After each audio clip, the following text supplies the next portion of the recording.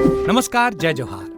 क्या आप भी गवर्नमेंट एग्जाम्स की तैयारी करना चाहते हैं? क्या आप भी मेमोरी टेक्निक्स और ट्रिक्स के जरिए बहुत ही कम समय में स्मार्ट स्टडी करना चाहते हैं? क्या आप चाहते हैं कि सीजी व्यापम टॉपर आपको पढ़ाए? तो डाउनलोड करिए योगेंद्र साहू क्लासेस ऐप। यहाँ 10 से अधिक गवर्नमेंट एग्जाम्स क्रैक करने वाले और सीजी व्यापम टॉप करने वाले योगेंद्र सर सीजीपीएससी और सीजी व्यापम के अंतर्गत होने वाले सभी एग्जाम्स की तैयारी कराएं। तो डाउनलोड करिए Yogendra Sahu classes app to be the best, learn from the best.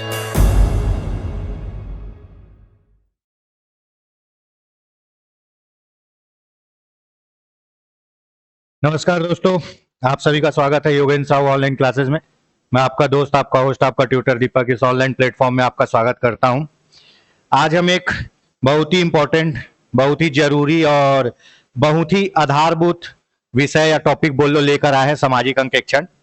बहुत से कमेंट प्राप्त हुए, क्लास के स्टूडेंट ने भी बोला, ऐप के स्टूडेंट ने बोला सर सामाजिक अंकेक्षण एक बार अच्छे से, ठीक है तो एक बार अच्छे से करते हैं, क्योंकि लास्ट टाइम भी इससे 2 से 3 क्वेश्चन आए थे। अब आप मनरेगा भी पढ़ लिए, एनआरएलएम भी पढ़ लिए। ये जो सामाजिक अंकेक्षण है, जब आप पढ़ोगे तो ये 1-2 लाइन में समाप्त हो जाता है। बस ये पढ़ लिए धारा 17 के तहत क्या करना है, सामाजिक अंकेक्षण करना है। कौन करता है? ग्राम सभा करता है, वर्ष में 2 बार, 6 महीने में 1 बार। अब भैया सामाजिक अंकेक्षण इतना ही नहीं पढ़ना, इसमें 15 ठोक धारा है ना, तो पूरी प्रक्रिया को पढ़ना है। ठीक है, सामाजिक अंकेक्षण मुद्दा इसलिए बहुत अच्छा है क्योंकि इसमें क्या होता है, जनता पावरफुल है। इसमें आपको अपना लोकतंत्र दिखेगा, जवाबदेही दिखेगी, है ना, आपका दायित्व दिखेगा, कर्तव्य दिखेगा। तो सामाजिक अंकेक्षण है इंपॉर्टेंट, क्वेश्चन भी आते हैं तो इसको अपन पढ़ते हैं। कोशिश करेंगे कि डिस्कशन ज्यादा हो, नोट्स 1 लाइनर बने, जिससे क्या हो, रिवीजन करने में आसानी हो। ठीक है, तो आज का अपना जो क्या बोलते हैं गरम विषय या हॉट मुद्दा सामाजिक अंकेक्षण को बनाते हैं और चालू करते हैं। जैसे जब भी मैं पढ़ाता हूं तो एक चीज बोलता हूं, यथा नाम तथा गुण। ठीक है, जो लिखा गया है वही पढ़ा जाएगा। हिंदी की यही बहुत अच्छी खासियत है कि जो लिखा जाता है वही पढ़ा जाता है। हमारे यहाँ साइलेंट कोई नहीं है, ना हमारे अक्षर साइलेंट है और ना हमारे देशवासी साइलेंट है ना, जो है वो है। ठीक है, चाहे ऑपरेशन सिंदूर देख लो, है ना, चाहे वो मीका सिंह को देख लो, सोफिया कुरैशी को देख लो, सब बोलने वाले। हमारे यहाँ साइलेंट कुछ नहीं रहता। ठीक है, हमारे यहाँ क्रिकेटरों के बल्ले बोलते हैं, बॉलरों के गेंद बोलती है। ठीक है, हमारे यहाँ मेढक और गिरगिट भी बोलते हैं। तो ये तो नया मुद्दा है।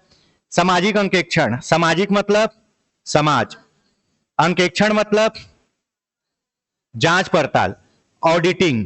अब ऑडिटिंग बोल देंगे तो कॉमर्स वाले समझ जाएंगे, लेकिन बाकी लोगों को भी बता दूं कि भैया आप जो काम किए हो, जो पैसा खर्चा किए हो, जो अचीवमेंट किए हो, उसको आपके द्वारा दिए गए डेटा के अनुसार क्या करना, वेरीफाई करना। यही क्या कहलाता है, सामाजिक ऑडिटिंग कहलाता है, सामाजिक अंकेक्षण बोल लो। आपके घर में रोज होता है, आपको 100 रुपए दे के बोलेंगे जो 1 किलो शक्कर, 1 किलो चाय पत्ती लेके आओ। उसके बाद क्या होता है, तुरंत घर में सामाजिक अंकेक्षण, शक्कर हुआ 44 रुपए का, 40 रुपए की चाय पत्ती हुई, अब बताओ 16 रुपए कहां गया। तो यही है सामाजिक अंकेक्षण। आप जो चीज किए हो उसको क्या करो, जस्टिफाई करो। अब चूंकि क्या होता है, मनरेगा में क्या होता है, अभी ये किसके अंदर पढ़ना है अपने को, इसको मनरेगा के अंदर। अब चूंकि मनरेगा में क्या होते हैं, बहुत सारे विकास कार्य होते हैं। ठीक है, कुछ निर्माण कार्य होते हैं, कुछ संसाधन कार्य होते हैं, कुछ सफाई वाले कार्य होते हैं। तो भैया जब वो सब काम हो रहा है तो जो उसमें पैसा लग रहा है, क्या सही में लग रहा है, और जितना पैसा लग रहा है उसका क्या आउटपुट आ रहा है कि नहीं आ रहा है। आप दिखा दे हो 3 कमरे का आंगनबाड़ी बनाया हूं, अब जब वहां आंगनबाड़ी देखने गए तो वहां पे गाय भैंस चल रही है, आंगनबाड़ी गायब हो गया। तो आंगनबाड़ी का पैर था जो चले गया कहीं पे? नहीं। तो सामाजिक अंकेक्षण द्वारा यही सब चीजों को क्या किया जाता है, पता किया जाता है। ठीक है, तो अंकेक्षण मतलब आप सीधा सीधा आपके डॉक्यूमेंट के अनुसार उन चीजों की जांच करना। अपने ऑडिटिंग कौन करता है, सीए लोग करते हैं। जब आप बोलोगे मैं 5 लाख कमाया हूं, मैं 10 लाख नहीं कमाया हूं, तो सीए क्या करेगा, ऑडिटिंग करेगा। उसके आधार पे आप क्या करोगे, इनकम टैक्स भरोगे। ठीक है, तो ऐसे ही कार्यों का क्या किया जाता है, सामाजिक अंकेक्षण किया जाता है। समझ में आ गया? और नहीं समझ आ रहा है तो आप जब शनिवार रविवार जब भी बाजार जाते हो 300 रुपए लेके और सब्जी लाते हो, उसके बाद जो हिसाब देते हो ना, सब्जियों को रख रख के, ये 3 किलो प्याज, ये 2 किलो टमाटर, वही है सामाजिक अंकेक्षण। ठीक है, और जहां कुछ घपला हुआ तो आपका बड़ा भाई छोटा भाई क्या बोलेगा, ये देखिए पैसा रख लिया, 50 रुपए बचा है, ये जप्ती बना लिया। तो वही सब चीजें होती है। तो 1950 में सामाजिक अंकेक्षण शब्द पहली बार उपयोग किया गया, है ना। तो विदेश में किया गया तो लोग सामाजिक अंकेक्षण नहीं बोले, सोशल ऑडिट बोले। एक हिसाब से सोशल ऑडिट में यह भी देखा जाता है कि जो चीज आपने समाज के लिए बनाया है वो समाज के लिए कितनी उपयोगी है, ठीक है। एक चीज ये भी देखा जाता है ना। तो 1950 में सामाजिक अंकेक्षण शब्द पहली बार प्रयोग में लाया गया। सामाजिक अंकेक्षण का उद्गम कहां से हुआ है? यूएसए से। पिछले बार का क्वेश्चन है, मैं बताया, जैसे कि बोला डिस्कशन ज्यादा होगा, नोट्स वन लाइनर बनेंगे। यूएसए से हुआ है। लेकिन सामाजिक अंकेक्षण को कानूनी रूप से किसने अपनाया? पहले स्वीडन ने, ठीक है।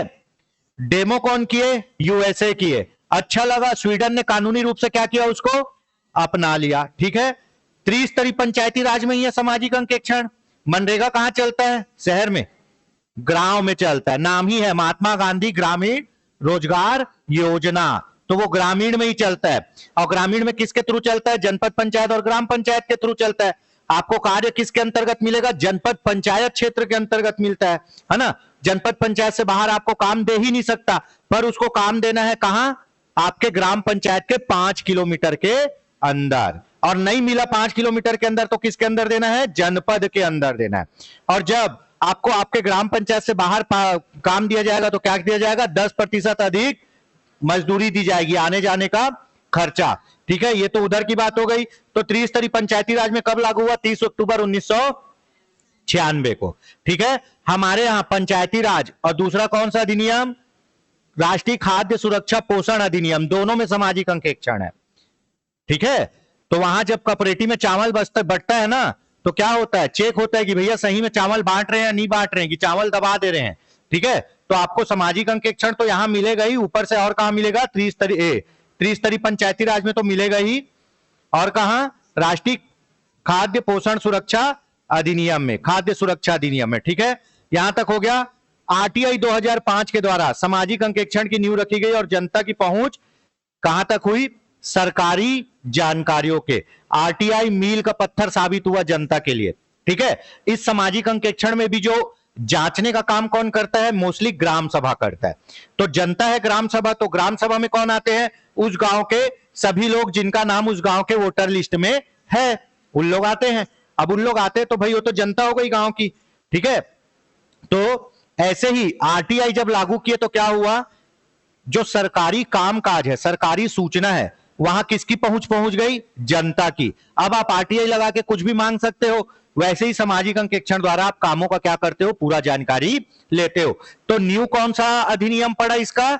आरटीआई अधिनियम, ठीक है। इस सामाजिक अंकेक्षण का वो न्यू है ना। उसके बाद मनरेगा अधिनियम 2005 के द्वारा सामाजिक अंकेक्षण को प्रथम बार क्या किया गया है? लागू किया गया है। यहीं से पहले सामाजिक अंकेक्षण लागू हुआ। जैसे आपके किसमें? पंचायती राज व्यवस्था से पहले सबसे पहले क्या लागू हुआ? स्थानीय स्वशासन, है ना। पंचायती राज व्यवस्था से लागू हुआ। वैसे ही आपका मनरेगा अधिनियम से क्या लागू हुआ? सामाजिक अंकेक्षण।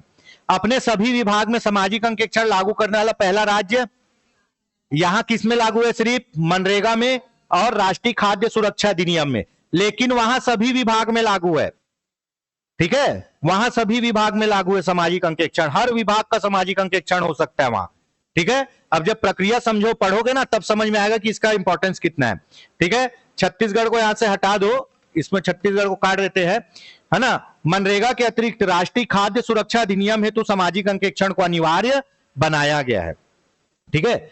आपके गांव में होता है चावल उत्सव, गांव में मनाते हैं ना चावल उत्सव। तो चावल उत्सव में क्या होता है? जिस गांव में बाजार लगता है, उस गांव में 7 तारीख के बाद लगने वाले पहले बाजार पे बाजार लगेगा, हाट बाजार, वहीं पे चावल बटेगा सबके सामने। और जिस गांव में बाजार नहीं लगता, वहां पहले 7 तारीख के बाद जो भी दिन उन लोग निर्धारित करें, वहां क्या होगा? कॉपरेटिव में चावल बटेगा। तो ऐसा क्यों करते हैं? जनता के सामने क्यों बांटते हैं? ताकि जनता उसको देख सके कि भैया बट रहा है, ठीक है। चलिए, तो ये चीजें यहां तक समझ में आ गया फैक्ट। इतने में किसी को कोई परेशानी? आगे बढ़े। मनरेगा की योजना के अंतर्गत सामाजिक अंकेक्षण। मनरेगा की कौन सी धारा में सामाजिक अंकेक्षण है? सबको पता है। मनरेगा की धारा 17 के अंतर्गत क्या किया जाता है? ग्राम सभा द्वारा सामाजिक अंकेक्षण। सामाजिक अंकेक्षण किसके द्वारा किया जाता है? ग्राम सभा। धारा 17 के अनुसार सामाजिक अंकेक्षण की शक्ति किसमें निहित है? तीनों एक ही लाइन है, तीनों इसलिए टाइप करवाया हूं कि क्वेश्चन में यही लाइनें पूछेगा। शक्ति किसमें निहित है, किया कौन जाता है, धारा कौन सी है? तो मनरेगा की धारा 17 के अंतर्गत सामाजिक अंकेक्षण किया जाता है। ठीक है, कितने में? 6 महीने में एक बार और साल में 2 बार। मनरेगा अधिनियम 2005 में भ्रष्टाचार विरोधी तंत्र के रूप में सामाजिक अंकेक्षण काम करता है। इसी से भ्रष्टाचार पकड़ाता है भैया। जब आप लोग अभी पढ़ोगे पूरा 15 धारा ना, तो समझ में आएगा, इसी से भ्रष्टाचार पकड़ाएगा। तो भ्रष्टाचार विरोधी तंत्र कौन है? सामाजिक अंकेक्षण। और शिकायत निवारण तंत्र कौन सा है? लोकपाल, है ना। शिकायत निवारण तंत्र कौन सा है?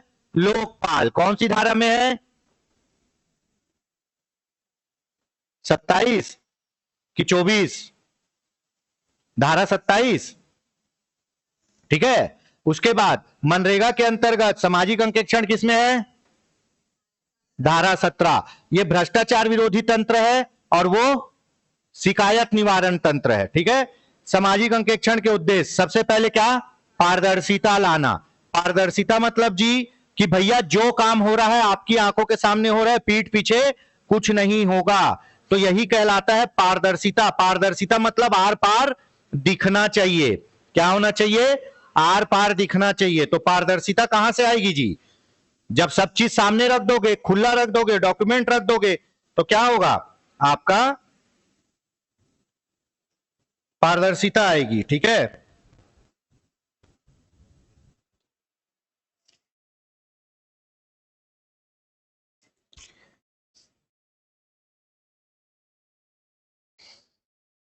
चलिए यहां तक हो गया, आगे देखते हैं। ठीक, धारा 27 के अनुसार लोकपाल है, धारा 17 में क्या है? सामाजिक अंकेक्षण। सहभागिता बढ़ाने के लिए जब भैया तुम लोगों को पूरी जानकारी दोगे, पूरे डेटा दोगे, तो लोग ऑटोमेटिक तुमसे जुड़ेंगे और उस चीज में क्या बनेंगे? सहभागी बनेंगे। जवाबदेही सुनिश्चित करने के लिए अब जनता क्या पूछेगी? सवाल पूछेगी। जनता क्या पूछेगी? कागज पूछेगी। तो भैया जो काम किया उसकी जवाबदेही क्या है? कि जनता के सामने पूरे ओरिजिनल फैक्ट रखे। योजना के क्रियान्वयन एवं निगरानी में अपेक्षित सुधार और जन दबाव पैदा करना। अब आपको पता है सामाजिक अंकेक्षण होगा और मैं घपला करूंगा तो क्या होऊंगा? पकड़ा जाऊंगा। तो आपके अंदर नैतिक दबाव पैदा हो गया। अब आप क्या करोगे? काम को अच्छे से करोगे। भ्रष्टाचार विरोधी तंत्र के रूप में अगर कोई आदमी भ्रष्टाचार किया है, पैसा वापस नहीं कर रहा है, तो उसका जमीन बेच के पैसा ले लेंगे। यहां तक का प्रावधान है।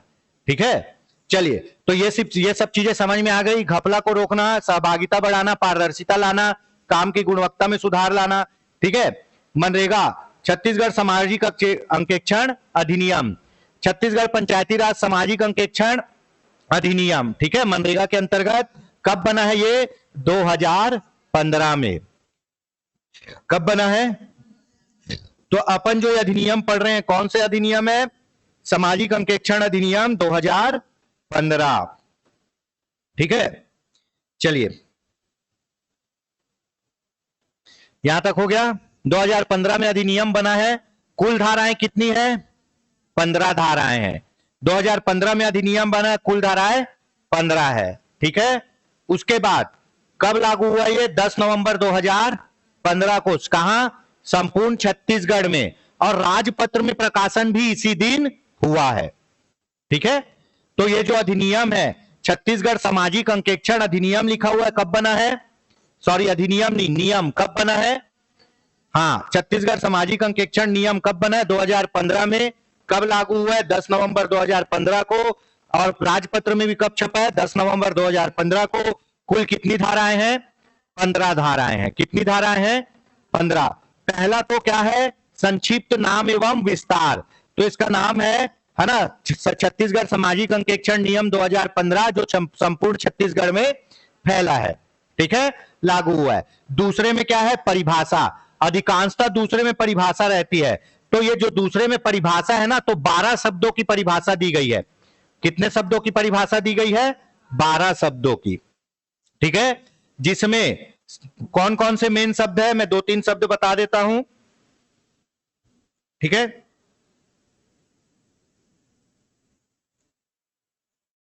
बारह शब्दों की परिभाषा दी गई है।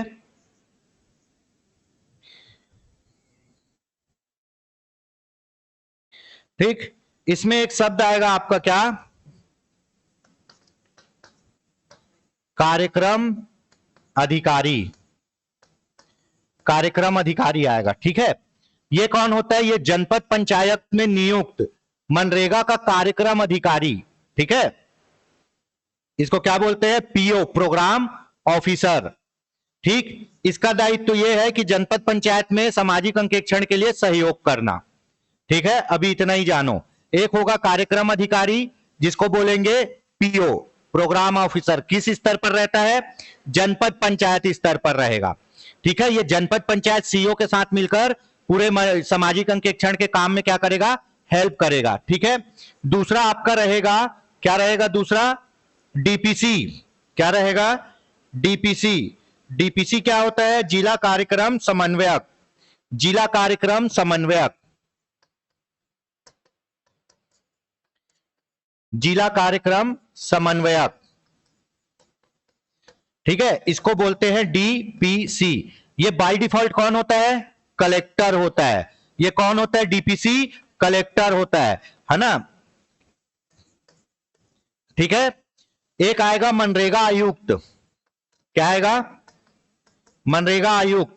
ये कौन होता है, राज्य में मनरेगा का सबसे बड़ा ऑफिसर होता है जो मंत्रालय में बैठता है, मनरेगा आयुक्त, है ना। उसके बाद क्या होगा, जनपद सीओ। तो जनपद पंचायत का मुख्य कार्यपालन अधिकारी क्या कहलाएगा, जनपद सीओ। इन्हीं लोग पूरे कार्यक्रम को चलाएंगे, तो इनके बारे में जानना जरूरी है। एक होगा क्या, स्वतंत्र पर्यवेक्षक। स्वतंत्र पर्यवेक्षक कौन होगा, जो सामाजिक अंकेक्षण ग्राम सभा में कलेक्टर द्वारा नियुक्त अधिकारी, उसको क्या कहा जाएगा, स्वतंत्र पर्यवेक्षक। कार्यक्रम अधिकारी पीओ जनपद पंचायत स्तर में रहेगा। ठीक है, किसके साथ मिलके, जनपद पंचायत सीईओ के साथ मिलके मनरेगा के लिए काम करेगा। जिला कार्यक्रम समन्वयक कौन होगा, जिला कलेक्टर होगा, जो जिले स्तर पर सबसे बड़ा अधिकारी होगा। उसके बाद मनरेगा आयुक्त होगा, ये कौन होगा, राज्य स्तर पर सबसे बड़ा अधिकारी। ठीक है, उसके बाद एक क्या आएगा, स्वतंत्र पर्यवेक्षक, जिसको नोडल अधिकारी भी बोलते हैं। स्वतंत्र पर्यवेक्षक या नोडल अधिकारी की नियुक्ति कौन करता है, कलेक्टर, जिसको बोलेंगे जिला कार्यक्रम समन्वयक। ठीक है, ये क्या करेगा, जब ग्राम सभा की बैठक होगी ना सामाजिक अंकेक्षण वाली, तो पूरे शिकायत रिपोर्ट को यही देखेगा। ठीक है, तो ये मेन चीजें थी, इतना अपने लिए काफी है। ठीक, चलिए परिभाषा हो गई। परिभाषा के बाद आगे जाते हैं, धारा 3। क्या, धारा 3। ठीक,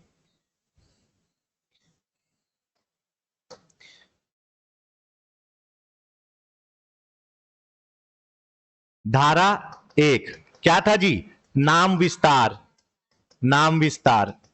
ठीक है, धारा 2 क्या है, परिभाषा। इसमें किसको किसको पढ़ लिए, है ना, प्रोग्राम ऑफिसर, ठीक है, डीपीसी, ठीक है, आयुक्त, ठीक है। उसके बाद क्या आएगा, एक स्वतंत्र पर्यवेक्षक, स्वतंत्र पर्यवेक्षक, और क्या आएगा, एक आपका आएगा सीईओ। सीईओ क्या, जनपद। ठीक है, पीओ कौन होता है, कार्यक्रम अधिकारी, जो जनपद पंचायत में नियुक्त है, जो उसके साथ काम करेगा। डीपीसी कलेक्टर है, जिले में सबसे बड़ा अधिकारी जो कार्यक्रम को चला रहा है। आयुक्त राज्य में सबसे बड़ा अधिकारी। स्वतंत्र पर्यवेक्षक जो ग्राम सभा में पूरा काम देखेगा, कौन नियुक्त करेगा, कलेक्टर नियुक्त करेगा। धारा 3, धारा 3 क्या है, संसाधन, है ना। धारा 3 में क्या है, संसाधन, शॉर्ट में लिख रहा हूं, संसाधन। ठीक, धारा 3 संसाधन। वापस चल जाते, 3 धारा याद हो गई। धारा 3 सामाजिक अंकेक्षण संसाधन आधार। सीधी सी बात, मैं बोला डिस्कशन बहुत होगा, नोट्स वन लाइनर बनेगा। धारा 3 में जो भी आवश्यक संसाधन है सामाजिक अंकेक्षण के लिए, जो किसको देना है, सामाजिक अंकेक्षण दल को देना है, उसके बारे में यहां पे क्या की गई है, बात की गई है। ठीक है, सामाजिक अंकेक्षण संसाधन आधार, राज्य शासन द्वारा ग्राम सभा को निम्न सुविधाएं उपलब्ध कराया जाएगा। ठीक है, जब सामाजिक अंकेक्षण होगा तो क्या सुविधाएं मिलेंगी वो देखा जाएगा। सभी सुविधाएं छत्तीसगढ़ सामाजिक अंकेक्षण इकाई के द्वारा प्रदान की जाएगी। मोस्ट इंपॉर्टेंट 2 चीज मिलेगा आपको, एक मिलेगा सामाजिक अंकेक्षण इकाई, ठीक है, सामाजिक अंकेक्षण इकाई। दूसरा यूनिट मिलेगा आपको सामाजिक अंकेक्षण दल। ठीक है, इकाई बोलेगा तो वो गवर्निंग बॉडी जो पूरे सामाजिक अंकेक्षण को चलाएगी। इकाई बोलेगा तो वो गवर्निंग बॉडी जो पूरे सामाजिक अंकेक्षण को चलाएगी, पूरी सुविधाएं देगी, जो मांगोगे वो मिलेगा, है ना? ठीक है। और सामाजिक अंकेक्षण दल मतलब वो लोग जो वहां जाके सामाजिक अंकेक्षण करेंगे। अब यहां योगेंद्र साहू सर क्या हो गए? सामाजिक अंकेक्षण इकाई हो गए, है ना? उनका काम है हर टीचर को मैनेज करना और पढ़वाना, और हम लोग क्या हो गए? सामाजिक अंकेक्षण दल जो यहाँ पे पढ़ा रहे हैं। दोनों में डिफरेंस समझ में आ गया? चलिए आगे बढ़ते हैं। सामाजिक अंकेक्षण दल को अंकेक्षण के लिए यहां क्या लिखा है? दल। दल को अंकेक्षण के लिए प्रयोग होने वाली सुविधाएं कौन उपलब्ध कराएगा? इकाई कराएगा। समझ में आ गया डिफरेंस? आदमी यही फंस जाता है, दल और इकाई अलग है कि एक है? भैया दल मतलब वो 3 लोग जो वहां पे काम कर रहे हैं। कहां पे? गांव में, ग्राम सभा में क्या कर रहे हैं? सामाजिक अंकेक्षण। और इकाई मतलब ये मुख्य सचिव की कमेटी रहती है जो कहां बैठी? राज्य में, जो क्या करेगी? पूरे ऑपरेशन को हैंडल कर रही है। यहां तक समझ में आ गया? चलिए उसके बाद सामाजिक अंकेक्षण इकाई अंकेक्षण सुविधा प्रदाता है, ठीक है। सामाजिक अंकेक्षण दल गांव में अंकेक्षण कराने वाला दल। दोनों में कोई आपत्ति विपत्ति संपत्ति? बात किसकी हो रही है? संसाधन की। संसाधन कौन देगा? इकाई देगा। किसको देगा? दल को देगा। दल क्या करेगा? वहां पे अंकेक्षण करेगा, ठीक है। आगे और क्लियर हो जाएगा। चलिए आगे चलते। छत्तीसगढ़ सामाजिक अंकेक्षण इकाई most important MNREGA guarantee scheme की लेखा परीक्षा अधिनियम 2011 की कणिका 4(1) के तहत, ठीक है। मनरेगा गारंटी स्कीम की लेखा परीक्षा नियम 2011 की कणिका 4(1) के तहत राज्य में सामाजिक अंकेक्षण इकाई का गठन कब किया गया जी? सितंबर। अब लोग पूछते हैं कि सर दल पहले बना नियम बाद में आया। हाँ भैया, सॉरी, इकाई पहले बना नियम बाद में आया। हाँ भैया, इकाई पहले ही बन गया। कब? सितंबर 2023। और सामाजिक अंकेक्षण नियम कब आया? 10 नवंबर 2015 को, ठीक है। तो ये इकाई पहले गठित की गई, ठीक है। सामाजिक अंकेक्षण इकाई छत्तीसगढ़ सोसाइटी पंजीकरण अधिनियम 1973 की धारा 7 के अंतर्गत पंजीकृत स्वशासित संस्था है। इसके ऊपर किसी का दबाव नहीं है, ये स्वायत्त संस्था है। ये बोल सकते हो ऑटोनॉमस बॉडी है ये। और कौन से सोसाइटी? छत्तीसगढ़ सोसाइटी, मतलब ये सहकारी संस्था है, सहकारी संस्था के प्रकार की है ये, ठीक है। अब ये यहां लिखा हुआ है सामाजिक अंकेक्षण इकाई छत्तीसगढ़ सोसाइटी पंजीकरण अधिनियम 1973 की कौन सी धारा? 7 के तहत क्या है? एक पंजीकृत कौन सी संस्था है? स्वशासित, मतलब ये फ्री है, इसके ऊपर किसी का दबाव नहीं है, ये अपना सा काम कर रही है, स्वायत्त संस्था है, ठीक है। यहां तक हो गया। स्वशासित संस्था है जिसका पंजीयन क्रमांक कितना है? 4611। और पंजीयन माह कब है? हाँ, तो जब इन लोग आवेदन किए किसमें? सोसाइटी अधिनियम में पंजीकरण करने के लिए, तो इनका पंजीकरण कौन सी माह में हुआ है? फरवरी 2014 में हुआ है, ठीक है। यहां तक हो गया। पंजीकृत हो गई संस्था। इकाई मतलब कौन है? ये सुविधा प्रदाता है, ठीक है। छत्तीसगढ़ सामाजिक अंकेक्षण इकाई की गवर्निंग इकाई कौन कौन होते हैं देख लेते हैं, ठीक है। यहां तक समझ में आया? ठीक है। अधिनियम 15 में बना है, इकाई बनी है 13 में, पंजीकरण है इसका 14 का। कौन सी माह का? फरवरी। कहां पंजीकृत है? रायपुर में। कहां पंजीकृत है? रायपुर में। अब इसमें कौन होते हैं? कहां? ये 13 है, अंकेक्षण 13 है, ये गलत है, इसको 13 करिए। ये सब हमारे कस्तूरी मेथी वाले हैं, ठीक है। 4(1) है ना। इकाई का गठन 2013 सितंबर, ठीक। उसके बाद पंजीयन कब हुआ है? कैसी संस्था है? स्वशासित संस्था है, स्वायत्त संस्था है, ठीक है। यहां तक हो गया। अब इसके अध्यक्ष कौन होते हैं? मुख्य सचिव। छत्तीसगढ़ सामाजिक अंकेक्षण इकाई का अध्यक्ष कौन होता है जी? मुख्य सचिव होता है। कौन होता है? मुख्य सचिव होता है, ठीक है। दूसरा चीज है ना, इसमें 11 क्या होते हैं? अन्य सदस्य होते हैं। मुख्य सचिव प्लस 11 अन्य सदस्य, ठीक है। मुख्य सचिव प्लस 11 अन्य सदस्य, ठीक। यहां तक हो गया। इसमें किसी को कोई तकलीफ? सामाजिक अंकेक्षण इकाई का गठन हो गया। अध्यक्ष कौन होता है? मुख्य सचिव। 11 कौन होते हैं? अन्य सदस्य। अब इस अन्य सदस्य में कौन कौन होते हैं भैया?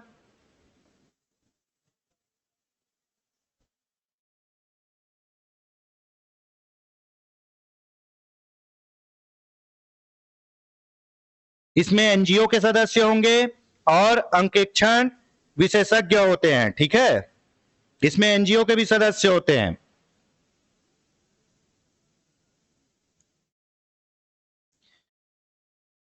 मुख्य सचिव सहित 11 अन्य लोग रहेंगे। यहां तक समझ में आ गया? इकाई जो सुविधा देगी। ठीक है, छत्तीसगढ़ सामाजिक अंकेक्षण इकाई सभी ग्राम पंचायत में सामाजिक अंकेक्षण की प्रक्रियाओं को सुविधा प्रदान करने हेतु क्या है? हाँ, सुविधा कौन देगा? सामाजिक अंकेक्षण इकाई। ठीक है, अब सामाजिक अंकेक्षण करता कौन है? सामाजिक अंकेक्षण दल। कौन करता है? सामाजिक अंकेक्षण दल। किसके साथ मिलके? ग्राम सभा के साथ मिलके। तो सामाजिक अंकेक्षण दल में कौन रहेगा? ये 3 लोग रहेंगे। सामाजिक अंकेक्षण दल में कौन रहेगा? ये 3 लोग रहेंगे। ठीक है,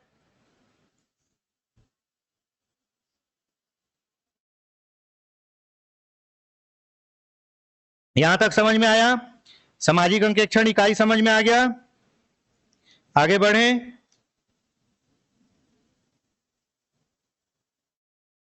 सामाजिक अंकेक्षण इकाई में वरिष्ठ अधिकारी होंगे, सामाजिक अंकेक्षण विशेषज्ञ होंगे और एनजीओ के सदस्य होंगे। ये 11 लोगों में कौन कौन होगा? सबसे पहले एनजीओ के कुछ सदस्य होंगे, उसके बाद सामाजिक अंकेक्षण विशेषज्ञ होंगे। ठीक है, सामाजिक अंकेक्षण में जो विशेषज्ञता रखते हैं। ठीक है, उसके बाद कौन रहेगा? वरिष्ठ अधिकारी लोग रहेंगे। ठीक है, ये 3 लोगों से मिलकर क्या बनता है? आपका सामाजिक अंकेक्षण इकाई बनता है। यहां तक हो गया? आगे बढ़े फटाक से। ठीक, अब जो ये सामाजिक अंकेक्षण इकाई का नेतृत्व और संचालन कौन करता है? सचिव नहीं करता, संचालक लेवल का दूसरा आदमी करता है। ठीक है, तो ये जो सामाजिक अंकेक्षण इकाई है ना, इसका गठन तो किसके नेतृत्व में होता है? मुख्य सचिव के, लेकिन इसका नेतृत्व सामाजिक अंकेक्षण विशेषज्ञ के द्वारा किया जाएगा। किसके द्वारा? सामाजिक अंकेक्षण विशेषज्ञ के द्वारा किया जाएगा, जो संचालक लेवल का आदमी होगा। ठीक है, गठन किसके अध्यक्षता में हुआ है? मुख्य सचिव की। और इसको चला कौन रहा है? सामाजिक अंकेक्षण विशेषज्ञ चलाएगा, जो संचालक लेवल का आदमी होगा। ठीक है, क्यों? क्योंकि मुख्य सचिव के पास और भी बहुत से काम है भैया। ठीक है, चलिए आगे बढ़ते हैं। सामाजिक अंकेक्षण इकाई पूरी तरह से बन गई, सदस्य भी देख लिए कौन कौन होते हैं। अब बनाएंगे सामाजिक अंकेक्षण दल, जो क्या करेगी? अंकेक्षण का काम करेगी। इसमें 3 लोग होते हैं, इसमें 3 लोग होते हैं। और अपन चालू करेंगे नीचे से, अपन चालू करेंगे नीचे से। सबसे पहले आएगा ग्रामीण सामाजिक अंकेक्षण प्रदाता। ठीक है, या ग्रामीण सामाजिक अंकेक्षण अंकेक्षक। ठीक है, ये कौन होगा? 18 से 25 साल के युवक होंगे, जो क्या हो? 12वीं पास हो। ठीक, 18 से 25 साल के युवक होंगे जो क्या हो? 12वीं पास हो। ठीक है, और इनका क्या है?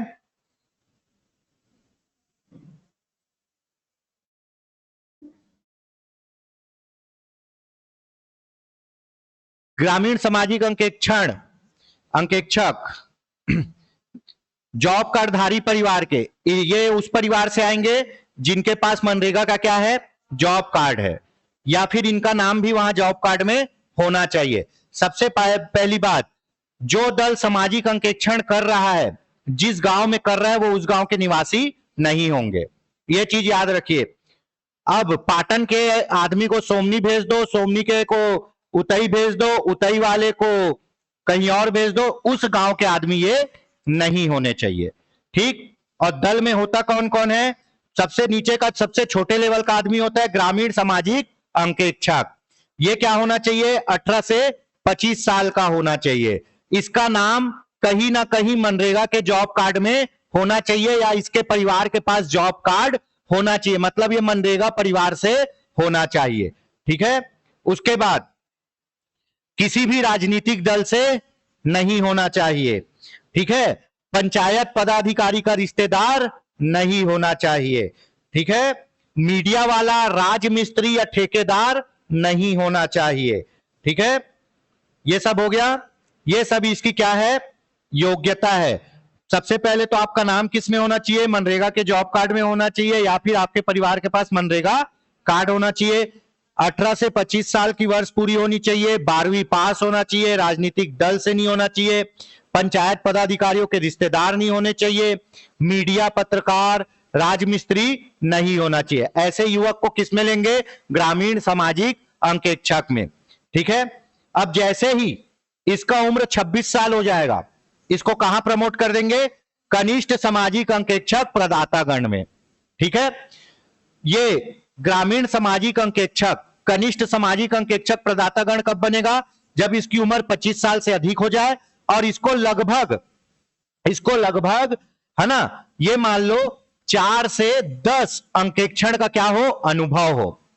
4 से 10 अंकेक्षण का इनको क्या हो? अनुभव हो। तो इसको प्रमोट करके क्या बना देंगे? कनिष्ठ सामाजिक अंकेक्षक। अब ऐसे युवा जो सामाजिक अंकेक्षण कार्य करके अनुभव होगा वही कनिष्ठ सामाजिक अंकेक्षक बनेगा। तो ये ग्रामीण सामाजिक अंकेक्षक प्रमोट होकर क्या बना? कनिष्ठ सामाजिक अंकेक्षक। कब? जब इसकी उम्र 25 साल से अधिक हो गई।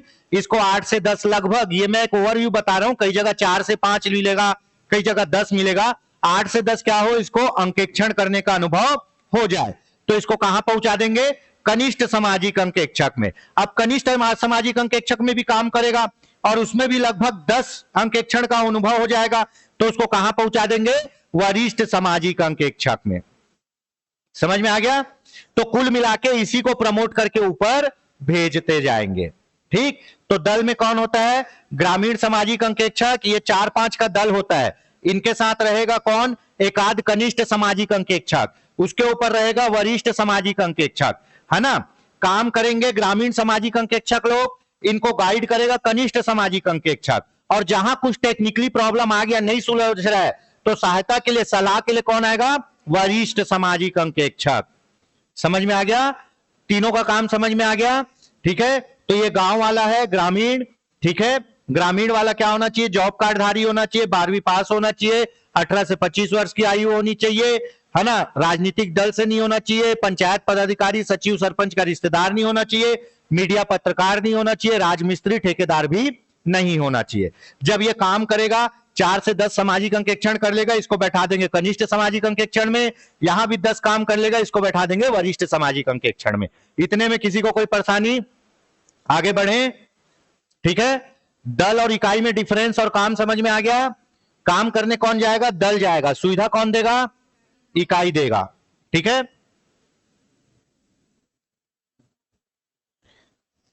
चलिए, धारा 3 तक हो गया।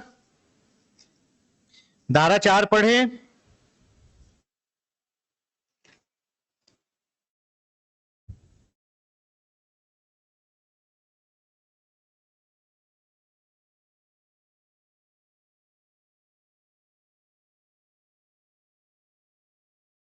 समझ आ रहा है भाई? चलिए,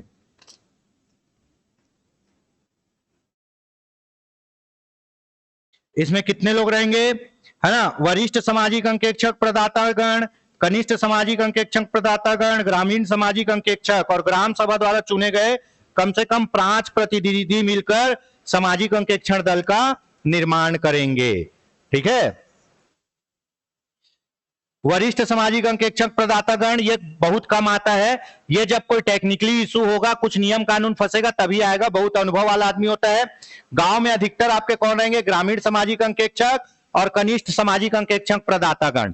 ठीक है। ग्राम सभा से कुछ लोगों को लेंगे और लगभग 5 प्रतिनिधि मिलकर क्या बनाएंगे? दल को बनाएंगे। ठीक। तो अब यहां पे कौन कौन आ गया सामाजिक अंकेक्षण करने में? ग्राम सभा, कनिष्ठ सामाजिक अंकेक्षक, वरिष्ठ सामाजिक अंकेक्षक और ग्रामीण सामाजिक अंकेक्षक, इन्हीं लोग करेंगे।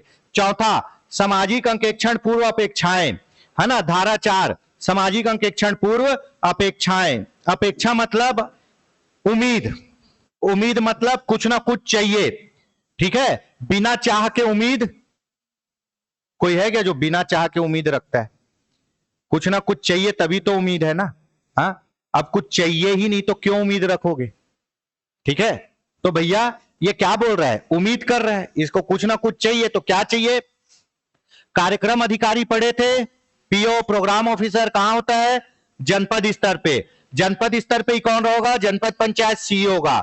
योजनाओं के सभी प्रकार क्रियान्वयन एजेंसी द्वारा अपेक्षित जानकारी सामाजिक अंकेक्षण प्रारंभ होने के कम से कम 7 दिन पूर्व प्रदान करने का उत्तरदायी होगा। सामाजिक अंकेक्षण प्रदातागण व ग्रामीण सामाजिक अंकेक्षण उसी गांव में निवासी नहीं होंगे। अब एक चीज याद रख लो कि जो सामाजिक अंकेक्षण प्रदातागण हैं, ठीक है, कनिष्ठ वरिष्ठ ग्रामीण, वो उस गांव के निवासी नहीं होंगे। ठीक, पहला लाइन। अब भैया खाली बर्तन को तो सामाजिक अंकेक्षण नहीं करेंगे, खाली पत्री को तो सामाजिक अंकेक्षण नहीं करेंगे, कागज चाहिए ना, कागज। तुम बोले हो 10 लाख का बिल्डिंग बना है, तो कहां है कागज? दिखाओ 10 लाख का बिल्डिंग का। दो ईटा रेती गिट्टी सीमेंट का वो दो बिल दो भाई ठेकेदार का बिल दो, लोहे का बिल दो, जो भी चीज का बिल काटे हो सब बिल लाओ। तो ये बिल किसके पास है? जो काम कर रही एजेंसी उसके पास है। तो उस एजेंसी से बिल कौन लेगा? या तो कार्यक्रम अधिकारी लेगा या जनपद पंचायत सीईओ लेगा। और अंकेक्षण चालू होने के 7 दिन पहले किसको देगा? दल को देगा। किसको देगा?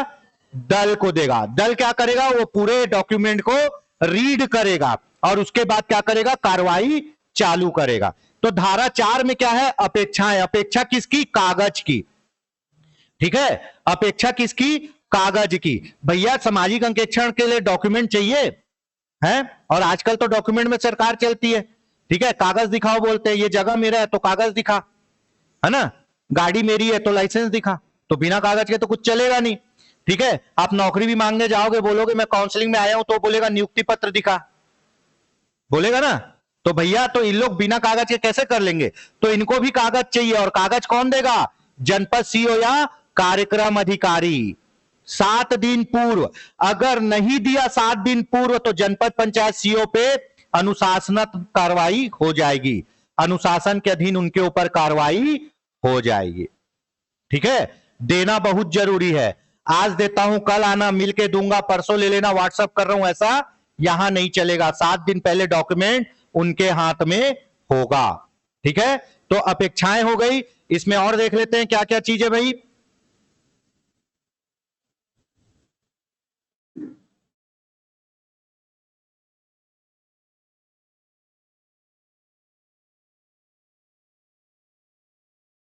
ठीक, ये हो गया आपका धारा 4। धारा 4 में क्या है? अपेक्षाएं। अपेक्षा मतलब हमको कागज चाहिए। तो चलो धारा 4 में एंट्री कर लेते हैं। 1 लाइनर नोट्स अपने अनुसार बनाएंगे। क्या? दस्तावेज की अपेक्षा करना। अपन अपने वर्ड में लिख रहे हैं ना, दस्तावेज की अपेक्षा करना, है ना, और प्रदान करना। कौन करेगा जी? कार्यक्रम अधिकारी या जनपद सीईओ। कितने दिन पहले? 7 दिन पहले।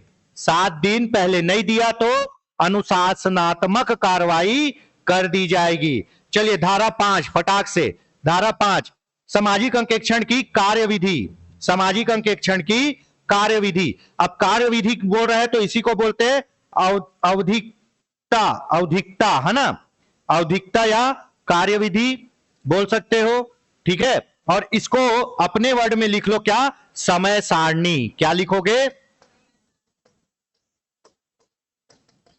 समय सारणी। अब ऐसा तो नहीं है कि उठ के चले गए, भैया दरवाजा खटखटाया, हां हम लोग को सामाजिक अंकेक्षण करना है। ठीक है, ऐसा तो नहीं होगा। जब आवन लगी बारात तो होटल लगी कपास, तो वैसा तो नहीं होगा। तो भैया समय सारणी बनेगा, पूरे लोगों को इकट्ठा किया जाएगा। तो सामाजिक अंकेक्षण फोकट में तो होगा नहीं। तो समय सारणी आपका किसमें दिया गया है? धारा 5 में। क्या लिखा गया है? सामाजिक अंकेक्षण राज्य के सभी पंचायतों में प्रत्येक 6 माह में 1 बार, साल में 2 बार होना अनिवार्य है। नोट करके लिख लेना, सामाजिक अंकेक्षण एक अनिवार्य प्रक्रिया है। ठीक है, सामाजिक अंकेक्षण इकाई कौन? रायपुर वाली, मुख्य सचिव वाली। वो क्या है? सुविधा प्रदाता है। तो सुविधा कौन देगा? वही देगी। तो वो सामाजिक अंकेक्षण इकाई जिला प्रशासन से कांटेक्ट करेगी। ठीक है, और जिला प्रशासन जब समय सारणी दोनों मिलकर बनाएंगे, और उस समय सारणी पे गांव में क्या होगा? सामाजिक अंकेक्षण होगा। सर जिला प्रशासन को क्यों इन्वॉल्व कर रहे हो? आप डीपीसी पढ़े हो? डीपीसी कौन होता है?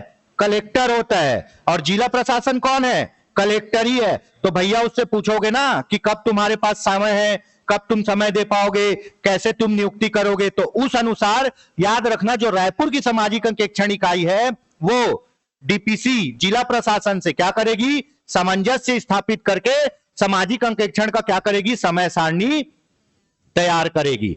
ठीक है। ब्लॉक के सभी ग्राम पंचायतों को उनकी संख्या के आधार पर 4 से 6 क्लस्टर में विभाजित किया जाएगा। ठीक है। सामाजिक अंकेक्षण एक क्लस्टर की सभी ग्राम पंचायत में एक साथ होगा। अब ये इसको मैं बढ़िया जबरदस्त तरीके से समझाता हूं। अब एक है जनपद पंचायत। ठीक है। एक है जनपद पंचायत। ये जनपद पंचायत का नाम क्या कर देते हैं, चलो पाटन कर देते हैं। पाटन जनपद पंचायत जो हमारे पास है। ठीक। अब इस पाटन जनपद पंचायत में कितने, मान लो 40 गांव हैं। कितने गांव हैं,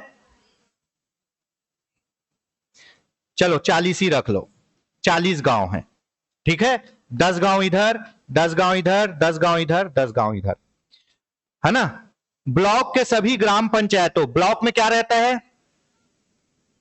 ब्लॉक स्तर पे क्या गठित होता है, जनपद पंचायत। ठीक है। जनपद पंचायत के अंतर क्या आते हैं, ग्राम पंचायत। बात कर रही है जनपद पंचायत की, तो एक ब्लॉक को मतलब जनपद पंचायत को कितने क्लस्टर में भागेंगे, 4 से 6।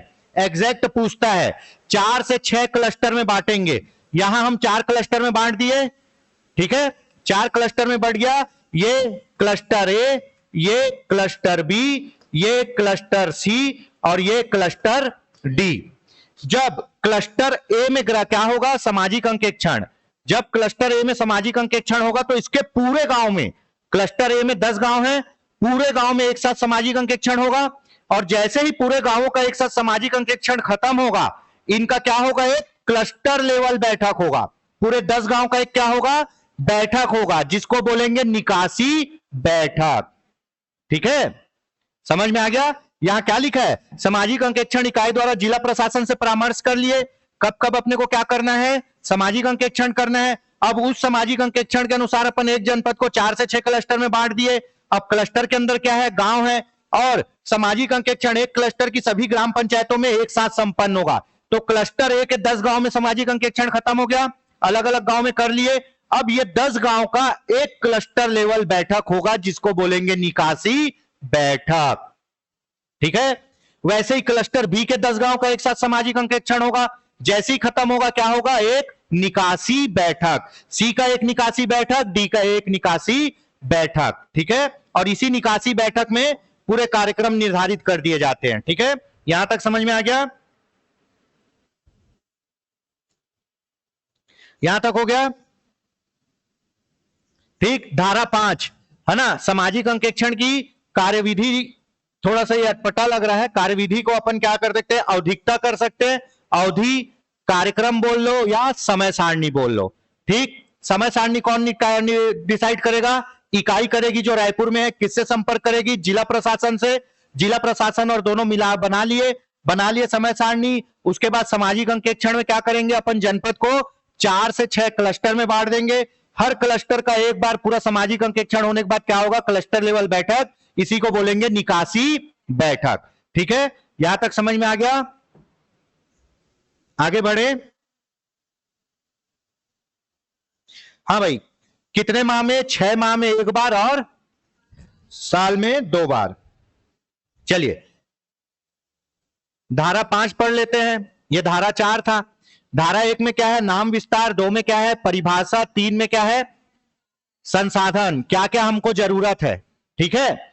4 में क्या है, वो संसाधन के लिए लालसा, इच्छा, अपेक्षाएं, मतलब कागज हमको चाहिए, है ना। अब कागज चाहिए तो 5 में क्या हो जाएगा, समय सारणी। धारा 5 में क्या होगा,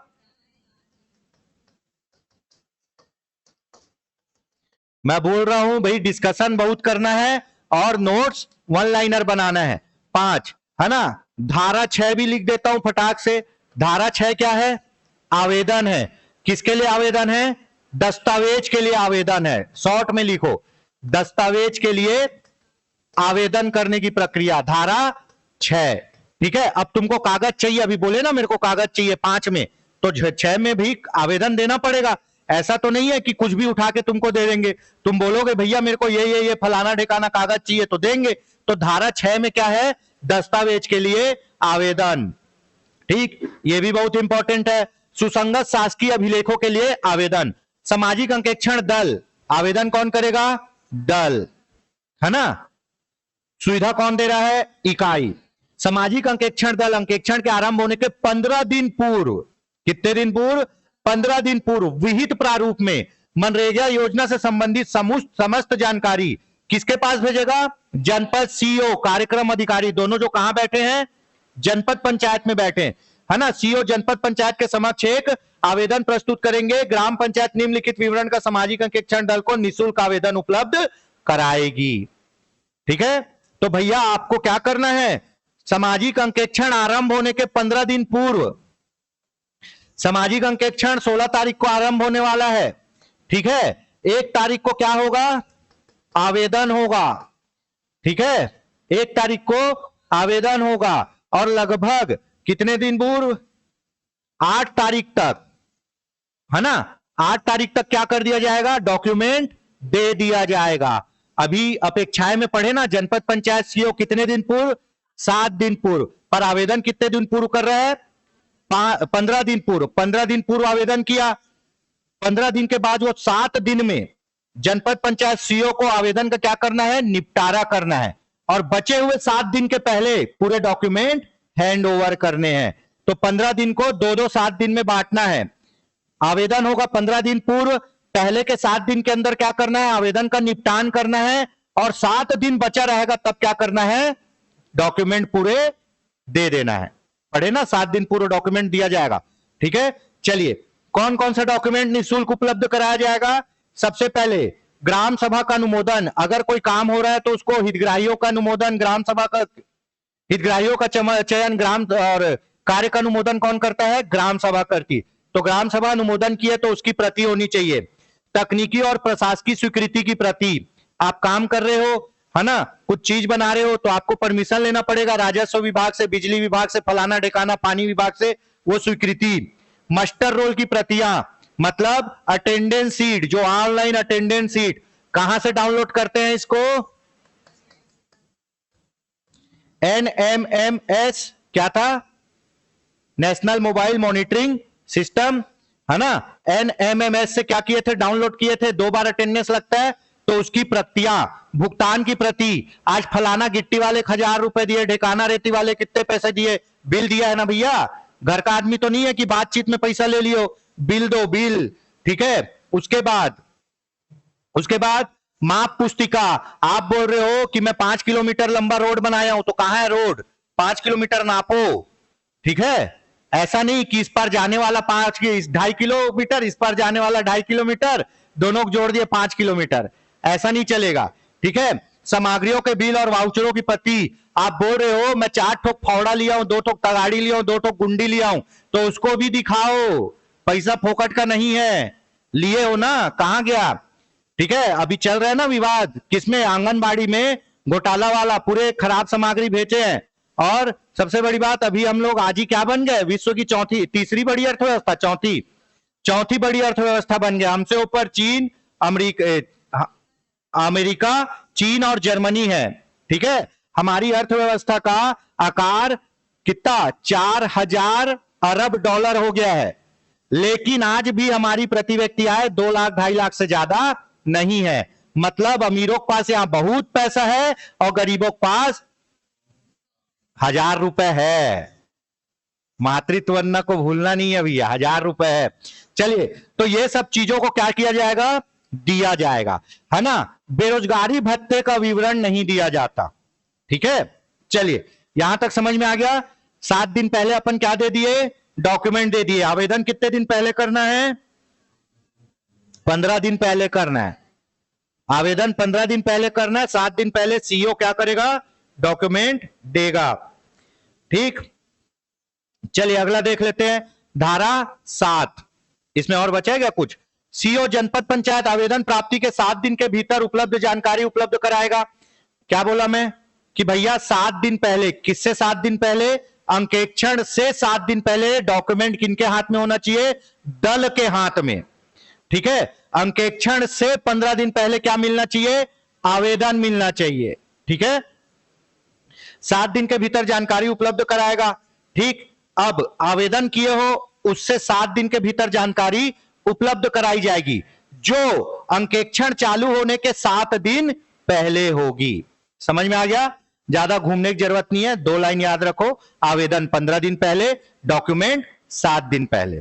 ठीक, चलिए, यदि क्या होगा, उपलब्ध नहीं करा पाया कौन, जनपद सीईओ, तो उस पर कार्रवाई हो जाएगी। कौन सा? अनुशासनिक कार्रवाई हो जाएगी। ठीक है, अनुशासनिक कार्रवाई में क्या होगा, जनपद पीएच के, जनपद सीईओ के सीआर में लाल स्याही चल जाएगा, प्रमोशन और वेतन वृद्धि में फर्क पड़ जाएगा, है ना। जनपद सीईओ पंचायत द्वारा उपलब्ध ना होने पर सरकार सीधा बोलेगा क्या, नरेगा सॉफ्ट से जानकारी निकाल लो। कल पढ़े ना नरेगा सॉफ्ट, सब चीज मिलेगा। कैसे मिलेगा आपको? Location wise. कल पढ़े अपन। तो अगर जनपद सीईओ फेल हो जाता है तो ऑनलाइन जिंदाबाद, है ना। ठीक है, अगर गुड्डू गुरुजी उपलब्ध नहीं है तो गूगल बाबा उपलब्ध है। ठीक है, तो अगर हम नहीं है तो गूगल तो है ही है। चलिए, धारा 6 हो गया। धारा 7, पंचायतों का सामाजिक अंकेक्षण की जानकारी। अब क्या प्रदान करेंगे? जानकारी। तुम लोग अपने अपने में तो शादी बारात डिसाइड कर लिए, अब बारातियों को तो भी तो बुलाना पड़ेगा ना भैया, कि इधर खुद ही कर लोगे। तो गांव वालों को भी बताना है, जनपद सरपंच सबको बताना है कि क्या हो रहा है, सामाजिक अंकेक्षण हो रहा है। तो क्या होगा, सामाजिक अंकेक्षण की सूचना या जानकारी। जनपद सीईओ लिखित सूचना प्रदान करेगा। ठीक है, किसको किसको लिखित सूचना प्रदान करता है जनपद सीईओ? सबसे पहले जनप्रतिनिधि। जनप्रतिनिधि भी कौन आ जाएगा? सरपंच, उप सरपंच, है ना, पूरे पंचायत के लोग। उसके बाद मनरेगा योजना से संबंधित पदाधिकारी, जैसे कौन सा, आपका प्रोग्राम ऑफिसर। ठीक है, उसके बाद जनपद सीईओ हो गया, डीपीसी हो गया, और भी वो रोजगार सहायक, इन सबको जो मनरेगा के अंदर काम कर रहे हैं उन लोग को भी जानकारी दी जाएगी। उसके बाद संबंधित डाकघर, बैंक के प्रतिनिधि, जहां मनरेगा खाता है, जहां से तुमको पैसा मिल रहा है, उसके प्रतिनिधि भी बुलाया जाएगा कि फलाने दिन इतना लाख रुपए कौन लेने आया था, हाँ ये लेने आया था, वो बताने के लिए खड़ा रहेगा। तो जहां से पैसा मिला है वो लोग, जो मनरेगा में काम कर रहे हैं वो लोग, और पूरे जन प्रतिनिधि, इन लोग को कौन लिखित सूचना देगा? जनपद सीईओ देगा कि भैया तुम्हारे यहां इस तारीख को क्या है। अब जनपद सीईओ को कैसे पता? तुम आवेदन किसको लगाए थे? जनपद सीईओ को। कागज दे कौन रहा है? जनपद सीईओ। और जनपद सीईओ को उधर से हैंडल कौन कर रहा है? डीपीसी। डीपीसी को हैंडल कौन कर रहा है? सामाजिक अंकेक्षण इकाई। डीपीसी कौन होता है? कलेक्टर होता है। ठीक है, तो पूरा चैन बंधा हुआ है। आपको मैं पहले ही बता दिया कि इकाई क्या है। इकाई है सुविधा प्रदाता। काम करने वाले लोग कौन है? दल। दल आवेदन करेगा सीईओ को, सीईओ उसको कागज देगा, उसके बाद सीईओ अपने नीचे के पूरे लोगों को क्या करेगा? सूचना भी देगा, भैया कागज दे दिया हूं, अब तुम लोग निपट लेना, है ना, हिसाब किताब देख लेना। तो किसको देगा? जनप्रतिनिधि। जनप्रतिनिधि में कौन आता है? सरपंच आएगा, उप सरपंच आएगा, पंच लोग आएंगे। ठीक है, पंचायत के पदाधिकारी लोग आएंगे। उसके बाद मनरेगा के पदाधिकारी, रोजगार सहायक, और भी जो लोग काम कर रहे हैं। उसके बाद बैंक के पदाधिकारी, जहां से पैसा निकल रहा है। ठीक है, चलिए, लिखित सूचना देगा। और साथ ही क्या देगा? साथ ही निकासी बैठक। ठीक है, सभी ग्राम पंचायत को मिलकर एक क्लस्टर बनाया गया था, सभी ग्राम पंचायत में एक साथ अंकेक्षण हो जाएगा। सभी ग्राम पंचायत में एक साथ अंकेक्षण हो जाएगा। अंकेक्षण के बाद क्या होगा? क्लस्टर लेवल बैठक होगी। ठीक है, तो उस बैठक की भी सूचना देगा। क्या नीचे जाना है? बुला रहे हैं? हाँ जाइए, जिसको बैठना है बैठ सकता है, जिसको नीचे जाना है नीचे जा सकते हैं। ठीक है, चलिए, यहां तक हो गया। ये तीनों को सूचना दे दिए अपन, तीनों को सूचना दे दिए। अब क्या होगा? सामाजिक अंकेक्षण की समाप्ति संभावित तिथि के अनुसार सामाजिक अंकेक्षण ग्राम सभा आयोजित करने के लिए संबंधित सरपंच को भी सूचित किया जाएगा। ठीक है, अभी ग्राम पंचायत में क्या चल रहा है? सामाजिक अंकेक्षण। जब ग्राम पंचायत में सामाजिक अंकेक्षण समाप्त हो जाएगा तो ग्राम सभा का आयोजन होगा, और जब ये सभी ग्राम सभा का आयोजन हो जाएगा तो सबका एक साथ क्या होगा? निकासी बैठक होगा। कहां? क्लस्टर लेवल पे। ठीक है, कहानी समझ में आ रही है? अभी नीचे जा रहे हैं, सूचना दे दिए, क्या किए? सामाजिक अंकेक्षण किए। सामाजिक अंकेक्षण समाप्त होगा तो क्या बुलाएंगे गांव में? ग्राम सभा। वैसे ही क्लस्टर के पूरे गांव में हो जाएगा काम ये। अब पूरे क्लस्टर का एक साथ क्या कर देंगे? निकासी बैठक कर देंगे। ये तीनों को क्या देगा? लिखित सूचना देगा। ठीक है, चलिए आगे देख लेते हैं इसमें और क्या है। सरपंच को जब जानकारी मिलेगी तो सरपंच पंचायत के अधीन आने वाली सभी ग्राम सभा को क्या देगा, सूचना देगा कि भैया हमारे यहां इस दिन क्या है, सामाजिक अंकेक्षण है। सूचना देने के लिए क्या करेगा, मुनादी पिटवाएगा, घंटी पिटवाएगा, दीवार में पेंटिंग करवाएगा, जागरूकता फैलाएगा। तो धारा क्या 7, धारा 7 क्या है, सूचना से, है ना। धारा 7 क्या है, सूचना दिया जाएगा किनको, जनप्रतिनिधि को, मनरेगा को और डाकघर वाले, बैंक वाले को, है ना। सरपंच अपने ग्राम सब पंचायतों को क्या देगा, सूचना देगा। ठीक है, चलिए ये हो गया। धारा 8 क्या, सामाजिक अंकेक्षण की प्रक्रिया।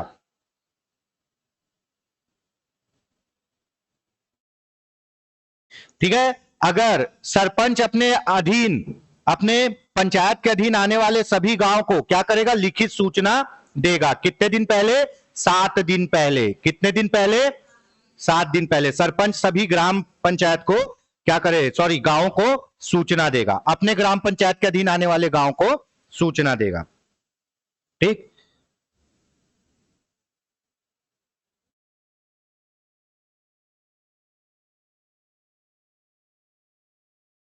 आगे बढ़े।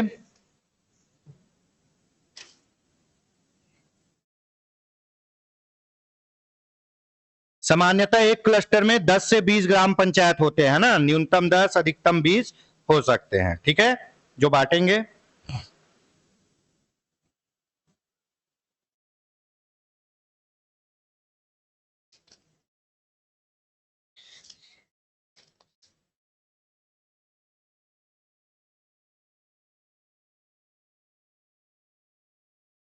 धारा 8, धारा 8 में क्या है, ग्राम पंचायत में सामाजिक अंकेक्षण की प्रक्रिया।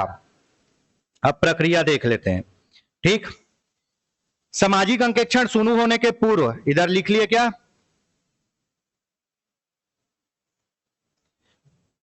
धारा 6, धारा 7 क्या था जी, धारा 7 सूचना। ठीक है, सूचना कौन देगा, जनपद सीईओ। ठीक है, किनको देगा, ग्राम पंचायत प्रतिनिधि को, उसके बाद मनरेगा के लोगों को और बैंक और डाकघर को। ठीक है, सूचना दे दिए। धारा 8 में क्या है, प्रक्रिया है। धारा 8 में क्या है, प्रक्रिया है। ठीक, चलिए प्रक्रिया का पालन कर लेते हैं। जनपद स्तर पर सभी सरपंचों की बैठक आयोजित की जाएगी। प्रक्रिया का पहला चरण, प्रक्रिया का पहला चरण, सामाजिक अंकेक्षण शुरू होने के पूर्व ब्लॉक स्तर पर सरपंचों की सामाजिक अंकेक्षण प्रक्रिया को समझाने के लिए कार्यशाला आयोजित किया जाएगा और उनकी उपस्थिति सुनिश्चित की जाएगी। प्रक्रिया का पहला चरण जनपद लेवल पर, कहां पर, जनपद लेवल पर। एक जनपद को कितने क्लस्टर में बांटते हैं, 4 से 6, है ना। एक क्लस्टर में कितना, 10 से 20 ग्राम पंचायत होते हैं। तो अगर मान लो क्लस्टर ए के लिए, क्लस्टर ए के लिए क्या हो रहा है, सामाजिक अंकेक्षण, तो उस क्लस्टर ए में जितने भी ग्राम पंचायत है उनके पूरे सरपंचों का एक मीटिंग लिया जाएगा। कहां, जनपद पंचायत या ब्लॉक लेवल में, ये पूछा जाता है। और वहां पे उनको क्या बताया जाएगा, सामाजिक अंकेक्षण के पूरे नियम कानून, सामाजिक अंकेक्षण दल के आधार अधिकार और सरपंच के क्या अधिकार, सब बताए जाएंगे। मतलब उनको सामाजिक अंकेक्षण के लिए क्या किया जाएगा, जागरूक किया जाएगा। सामाजिक अंकेक्षण दल द्वारा सामाजिक अंकेक्षण की प्रक्रिया के दौरान निम्न कार्य संपादित किए जाएंगे। ठीक, बैठक हो गई, जागरूक हो गए सरपंच लोग। ठीक है, अब जो सामाजिक अंकेक्षण दल है, कौन, ग्रामीण, कनिष्ठ और वरिष्ठ, उन लोग क्या करेंगे, ग्राम सभा में समुदाय के बीच अधिकारों और सामाजिक अंकेक्षण की प्रक्रिया के बारे में सबसे पहले क्या करेंगे, जागरूकता फैलाएंगे कि भैया हमन सामाजिक अंकेक्षण करे बर आए हन, हमन जो पूछेंगे ओला सच सच बताबे, हमन पायल साफ करे वाले, बर्तन साफ करे वाले नो हन, तुहर गहना लेक नहीं भागन, वो सब बताएंगे कि हम लोग दूसरे आदमी हैं, हमसे डरने की जरूरत नहीं है। सरकारी दस्तावेजों में उपलब्ध जानकारियां, मास्टर रोल कार्य की सूची अवधि में निष्पादित कार्य के बिल एवं वाउचर को पढ़कर सुनाया जाएगा। पहला ट्रेनिंग होगा, दूसरा जागरूकता, तीसरा वहां पे सबको जितनी जानकारी है पढ़ के सुनाएंगे। कौन? सामाजिक अंकेक्षण दल। हाँ, फलाना दिन ये काम चालू हुई, वो काम चालू हुई से, और बताएंगे कि तरियक पार में 2 ठन आंगनबाड़ी भवन बने हैं। वो पढ़ के बताएंगे, तुम्हारे कागज में लिखा है, ठीक है। पंचायत भवन के पाछू में 2 ठन शौचालय बने हैं। अब गांव वाले बोलेंगे भैया पंचायत भवन के बाजू में तो आज भी गाय बछरू चर रहे हैं, शौचालय भवन कहां है? तो इसीलिए इनको ये सब पढ़ के सुनाया जाएगा कि क्या क्या काम हुआ है। फलाना महीना में ये डबरी तरिया गहरीकरण के काम हो रही से, और डबरी तरिया पटा गया, बच्चे क्रिकेट खेल रहे वहां। ये सब पढ़ के सुनाया जाएगा। चलिए, उसके बाद सुनाने के बाद क्या होगा? तीसरा, ग्राम सभा में सभी अभिलेखों की उपलब्धता सुनिश्चित करना तथा उपस्थित लोगों को जानकारी प्रदान करना। जिस दिन सामाजिक अंकेक्षण हो रहा है, ग्राम सभा में पूरा क्या जितने डॉक्यूमेंट है उपलब्ध रहेंगे। देखने नहीं देते हैं, लेकिन उपलब्ध रहेंगे। मजदूरों व आम जनता से प्राप्त सभी पीड़ा एवं वास्तविकताओं के साथ जानकारी दर्ज करना और लिखित रूप में लिखना। अब आप पढ़ के सुना दिए सब चीज। अब कोई बोल रहा है कि भैया मेरे घर के सामने नाली बनना था, बना ही नहीं, और वो तो पैसा ऐसा सब पास हो गया, नाली का तुम बता रहे हो। तो किसी आदमी को कोई शिकायत है तो भी उसको क्या करेंगे? लिखेंगे। मोस्ट इंपॉर्टेंट, जिन मजदूरों का नाम मास्टर रोल में दर्ज किया गया उनसे संपर्क किया जाएगा। आपका नाम दर्ज है, फलाने महीने में आपको 50 दिन रोजगार मिला है, ठीक है। पूछेंगे ये फलाना घर कहां है, आपके घर जाएंगे। कैसे बाबा बने बने? हाँ, वो महीना में काम करे बर गे रहे? नहीं, मेत नहीं गे रहे हो, मोर तो हाथ गोड़ टूटे रही सो समय। और ले भैया उसका पेमेंट इशू हो रहा है। तो मास्टर रोल में जो नाम दर्ज है उनके यहां जाके भौतिक सत्यापन करना है कि आप सच में उस दिन गए थे कि नहीं काम करने, और आपको पैसा मिला है कि नहीं, ठीक है। शासकीय दस्तावेजों के कार्य की गुणवत्ता, मात्रा एवं उपयोगिता के जांच हेतु कार्यस्थल का निरीक्षण करना, हितग्राही मजदूरों से क्रय की गई सामग्री का सत्यापन करना। जो जो चीजें बनी है वहां जाके देखी जाएगी, और उसके बाद जो भी बिल आप दोगे ना उसको टैली करेंगे। बोलोगे ना मैं 10 ठोक फावड़ा खरीदा हूं, 3 ठोक कुदारी खरीदा हूं, तो लाओ दिखाओ 10 फावड़ा, 1 2 3 4 5 ठोक का है। एक एक चीज का सत्यापन होगा। जो बिल दोगे वो सामान आपको सामने रखना पड़ेगा। मजदूरों के मौखिक एवं लिखित बयान दर्ज करना, सामाजिक अंकेक्षण प्रारूपों को भरना और रिपोर्ट लिखना। अब आप जहां जहां भौतिक सत्यापन किए हो तो वहां सही पाए गए हो, गलत पाए गए हो, उसका जो आदमी दिया है ना बयान, उसका साइन लेना है आपको, और पूरा क्या करना है? फॉर्मेट में भरना है, ठीक है। तो यहां पे 8वें में क्या है जी? 8वें में आपका है प्रक्रिया। प्रक्रिया में क्या होगा? सबसे पहले सरपंचों को ट्रेनिंग दे देंगे, जागरूकता फैलाएंगे, दस्तावेज पढ़ के दिखाएंगे, पूरे दस्तावेज का भौतिक सत्यापन, ई रोल का भौतिक सत्यापन, और किसी को कोई आपत्ति विपत्ति संपत्ति है तो उसको दर्ज करके रिपोर्ट तैयार किया जाएगा, ठीक है। रिपोर्ट बन गई। अब आगे देखते हैं।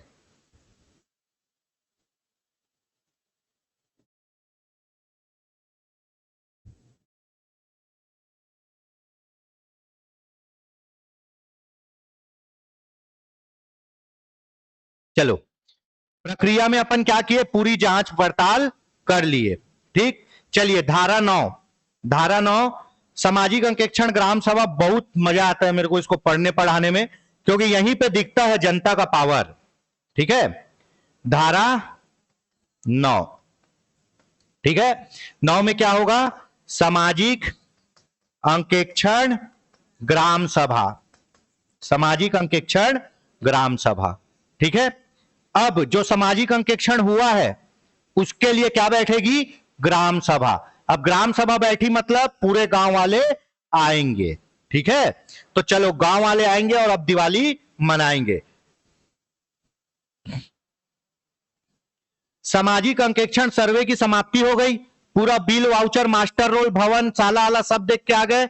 अब रिपोर्ट भी आप क्या कर लिए हो? बना दिए हो। रिपोर्ट बन गया। सामाजिक अंकेक्षण समाप्ति के पश्चात सामाजिक अंकेक्षण दल, दल मतलब वही 3 लोग, सामाजिक अंकेक्षण ग्राम सभा का आयोजन करेगी, जिसकी तिथि पहले से ही निश्चित कर लिया जाएगा। अब देखो, सामाजिक अंकेक्षण के लिए ग्राम सभा बुलाई जाएगी। ग्राम सभा कौन बुलाएगा? ग्राम पंचायत मतलब सरपंच बुलाएगा। पर किसकी अनुशंसा पर बुलाएगा? सामाजिक अंकेक्षण दल की अनुशंसा पर। उन लोग बोलेंगे फलाने तारीख को सरपंच साहब ग्राम सभा बुलाओ, तब सरपंच साहब क्या करेगा? फलाने तारीख को ग्राम सभा बुलवाएगा, ठीक है।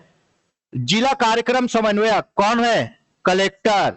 ऐसे अधिकारी को जब मनरेगा क्रियान्वयन एजेंसी से संबंधित ना हो, स्वतंत्र पर्यवेक्षक के रूप में नियुक्त किया जाएगा। मोस्ट इंपॉर्टेंट, इसी को बोलते हैं नोडल अधिकारी या स्वतंत्र पर्यवेक्षक। पर्यवेक्षक मतलब इन्विजिलेटर। अब ये गिराएगा बम, ठीक है। सबसे पहले तो सामाजिक अंकेक्षण ग्राम सभा बुलाई जाएगी। कौन बुलाने बोलेगा? दल बोलेगा। सामाजिक अंकेक्षण दल बोलेगा। किसको बोलेगा? सरपंच को बोलेगा। वो नियत तारीख पर बुला दिया। अब उस नियत तारीख पर जिला कार्यक्रम समन्वयक एक ऐसे अधिकारी को जो वहां पे काम करने वाली एजेंसी से संबंधित नहीं है, दूसरा स्वतंत्र बोल रहा है ना, फ्री आदमी को क्या करेगा? स्वतंत्र पर्यवेक्षक नियुक्त करेगा। अपने तरफ से एक आदमी भेजेगा स्वतंत्र पर्यवेक्षक, जाओ जी रिपोर्ट बना है देख के आओ तो थोड़ा। तो वो जो जाएंगे भैया हमारे, फिर सामाजिक अंकेक्षण ग्राम सभा में ब्लॉक और ग्राम पंचायत स्तर पर सभी क्रियान्वित पदाधिकारियों द्वारा अपनी उपस्थिति सुनिश्चित की जाएगी।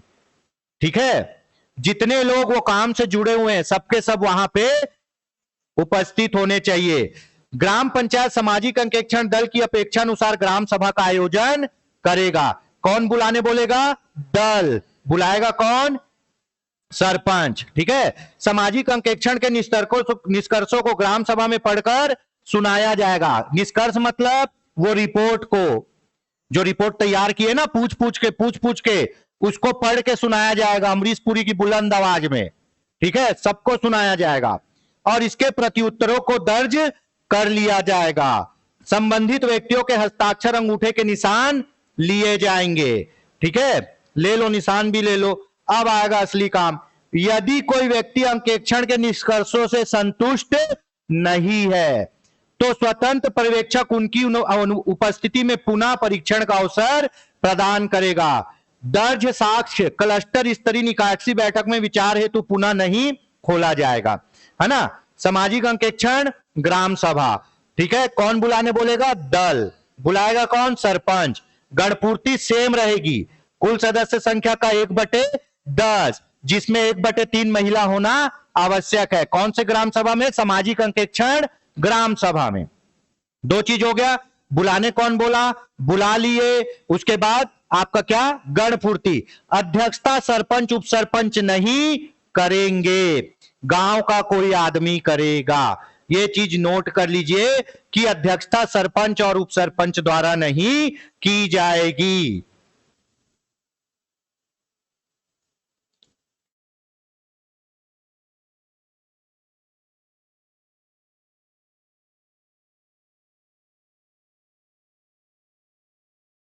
आगे बढ़े, ठीक है। अध्यक्षता सरपंच उप सरपंच द्वारा नहीं की जाएगी। गढ़ पूर्ति कुल का 1/10, जिसमें 1/3 महिला होगी। और गढ़ पूर्ति पूरी करने की उत्तरदायित्व तो किसकी है? पूरे ग्राम पंचायत के लिए सरपंच की और वार्ड के लिए पंच की। तुम लोग इकट्ठा करके दोगे तब बैठक होगी। अब बैठक भी हो गई, ठीक है। उस बैठक में रिपोर्ट को पढ़ने के लिए एक स्वतंत्र पर्यवेक्षक आएगा, जिसकी नियुक्ति कौन करेगा? डीपीसी मतलब कलेक्टर। वो क्या करेगा? पूरे रिपोर्ट को जांचेगा, ओके रिपोर्ट प्रस्तुत करेगा। अगर किसी गांव वाले को कोई आपत्ति विपत्ति संपत्ति है तो वो अपनी आवाज उठाए। अब बोले कि भैया, है ना, क्या किए हैं? 2 ठोक अतिरिक्त भवन का निर्माण हुआ है। अब बुधारू काका बोले कहां है भवन, दिखाइए। तो भाई जो सामाजिक अंकेक्षण दल है वो पूरा देख सुन के तो रिपोर्ट जारी की थी ना। अब बुधारू काका को उस पे क्या है? ऑब्जेक्शन है, दिखाइए। तो यही जो स्वतंत्र पर्यवेक्षक है ये बैठा के लेके जाएगा उस भवन के सामने, फिर से पूरा नाप जोक करवाएगा। अगर ओके होगा तो ओके रिपोर्ट लेगा। सोचो, अगर कोई एक भी ऑब्जेक्शन कर दिया तो पुनः पूरा प्रोसेस उस संपत्ति के संबंध में किया जाएगा, ठीक है, और तुरंत उसका निराकरण किया जाएगा। ठीक है, यहां तक हो गया। और जो चीज एक बार ग्राम सभा में विचार हो चुकी है उसको निकासी बैठक में पुनः नहीं खोला जाएगा। क्यों? क्योंकि स्वतंत्र पर्यवेक्षक ने यहां उसको सॉर्ट आउट कर दिया है। ठीक है, अब आप बोल रहे हो डबरी तरिया का गहरीकरण, ठीक है, तो मंगलू भैया को नहीं लग रहा है कि डबरी तरिया का गहरीकरण हुआ है, तो वो बोलेंगे नहीं हुआ है, तो तुरंत लेके जाएंगे। फिर चलिए भैया दिखाते हैं हुआ है कि नहीं। तो ऐसे होगा, कौन ले जाएगा? स्वतंत्र पर्यवेक्षक। और जो चीज ग्राम सभा की बैठक में खुल गई और क्लोज हो गई, उसको क्लस्टर लेवल बैठक में नहीं खोला जाएगा। ठीक है, तो धारा 9, धारा 10, क्लस्टर स्तरीय निकासी बैठक, मोस्ट इंपॉर्टेंट, क्लस्टर स्तरीय निकासी बैठक। ठीक है, निकासी बैठक ये डायरेक्ट पूछता है, किसमें? धारा 10 में, क्लस्टर स्तरीय निकासी बैठक। अब मैंने आपको बताया था कि भैया धारा किसमें? 5 में। किसमें बताया था जी?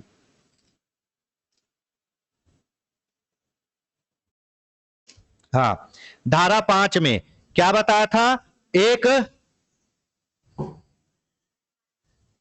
एक जनपद पंचायत को 4 से 6 क्लस्टर में बांटा जाएगा और एक क्लस्टर में 10 से 20 ग्राम पंचायत होंगे। अब ये यहां पे क्लस्टर ए का जो 10 गांव था उसका बैठक हो चुका है उसका अंकेक्षण समाप्त हो चुका है। तो ये क्लस्टर ए का क्या होगा? निकासी बैठक होगा। ठीक है, अब ये निकासी बैठक कौन सी धारा में होगा? धारा, ठीक है, क्लस्टर के सभी ग्राम पंचायतों के ग्राम सभाओं के समापन के पश्चात, ये पूरे 10 ग्राम पंचायतों का ग्राम समाप्त हो गया, सामाजिक अंकेक्षण निकासी बैठक का आयोजन किया जाएगा, है ना। सीईओ जनपद पंचायत के द्वारा मजदूरों के प्रतिनिधि, जनप्रतिनिधि, संबंधित पदाधिकारी, स्वतंत्र पर्यवेक्षक, मीडिया को निकासी बैठक में भाग लेने के लिए आमंत्रण दिया जाएगा। ठीक है, तो धारा 10 है ना, निकासी बैठक, और इसमें किसको किसको बुलाया जाएगा। ठीक है, क्या हो गया मेरे इसमें? तो कितना देर चल जाएगा वो?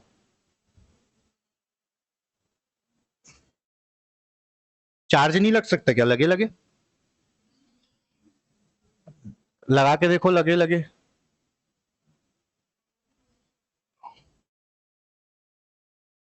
हाँ लगाओ, एक वीडियो में खत्म करना है। हो रहा है?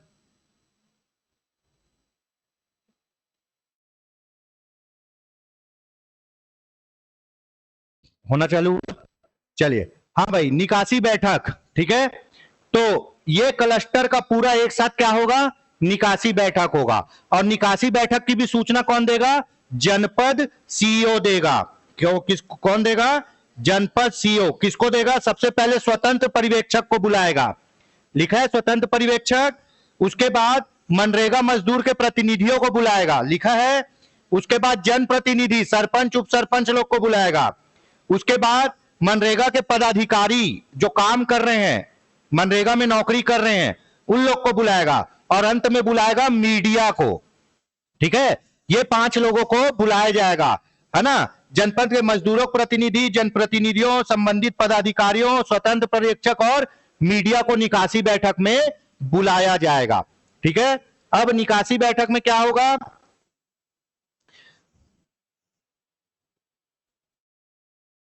निष्कर्ष से असंतुष्ट मजदूर जिनकी जहां स्वतंत्र पर्यवेक्षक के समक्ष पहले ही ग्राम सभा में किया गया है, जा चुके, अपनी उपस्थिति अनिवार्य नहीं है ना। मतलब जो मजदूर वहां ऑब्जेक्शन किया था उसको यहां आना जरूरी नहीं है। निकासी बैठक की अध्यक्षता मोस्ट इंपॉर्टेंट कौन करेगा? जिला कार्यक्रम समन्वयक, डीपीसी, डिस्ट्रिक्ट प्रोग्राम कोऑर्डिनेटर। कौन होता है? कलेक्टर होता है ना, कलेक्टर होता है। ठीक है, अब कलेक्टर अगर नहीं आया तो किसको भेजेगा? डिप्टी कलेक्टर रैंक से ऊपर के किसी अधिकारी को क्या भेजेगा? आदेश देगा कि जाके आप किसका? निकासी बैठक का क्या करो? अध्यक्षता करो। ठीक है, निकासी बैठक हो रही है समस्त ग्राम पंचायत की, है ना। अध्यक्षता करने का दायित्व तो किसका है? जिला कार्यक्रम समन्वयक कलेक्टर का है। पर कलेक्टर बिजी रहता है तो क्या करता है? डिप्टी कलेक्टर से ऊपर रैंक के किसी अधिकारी को वो बैठक की अध्यक्षता करने के लिए भेज देगा। ठीक है, चलिए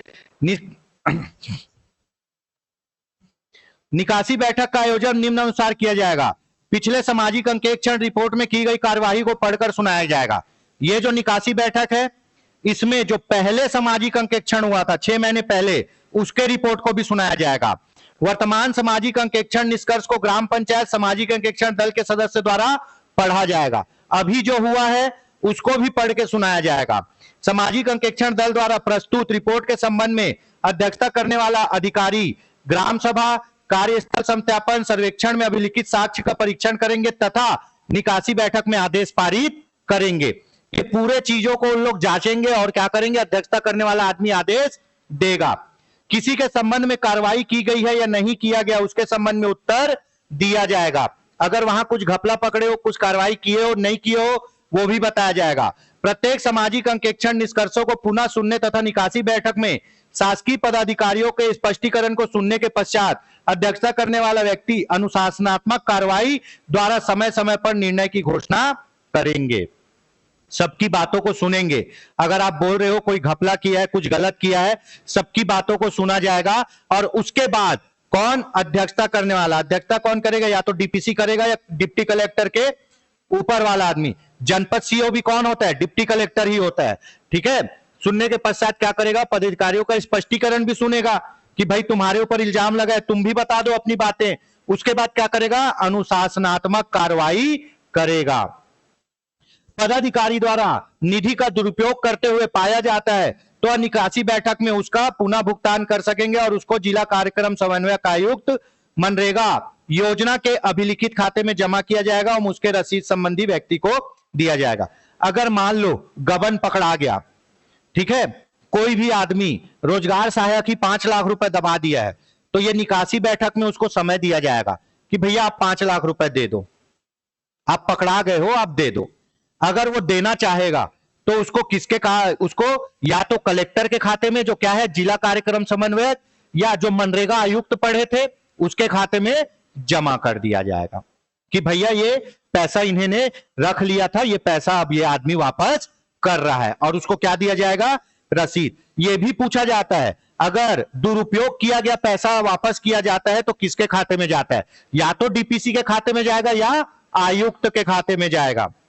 ठीक है, सामाजिक अंकेक्षण निष्कर्षों और आदेश जिसे अध्यक्षता करने वाले अधिकारी द्वारा पारित किया गया हो 3 दिन के भीतर जिला कार्यक्रम समन्वयक आयुक्त मनरेगा योजना को भेजा जाएगा।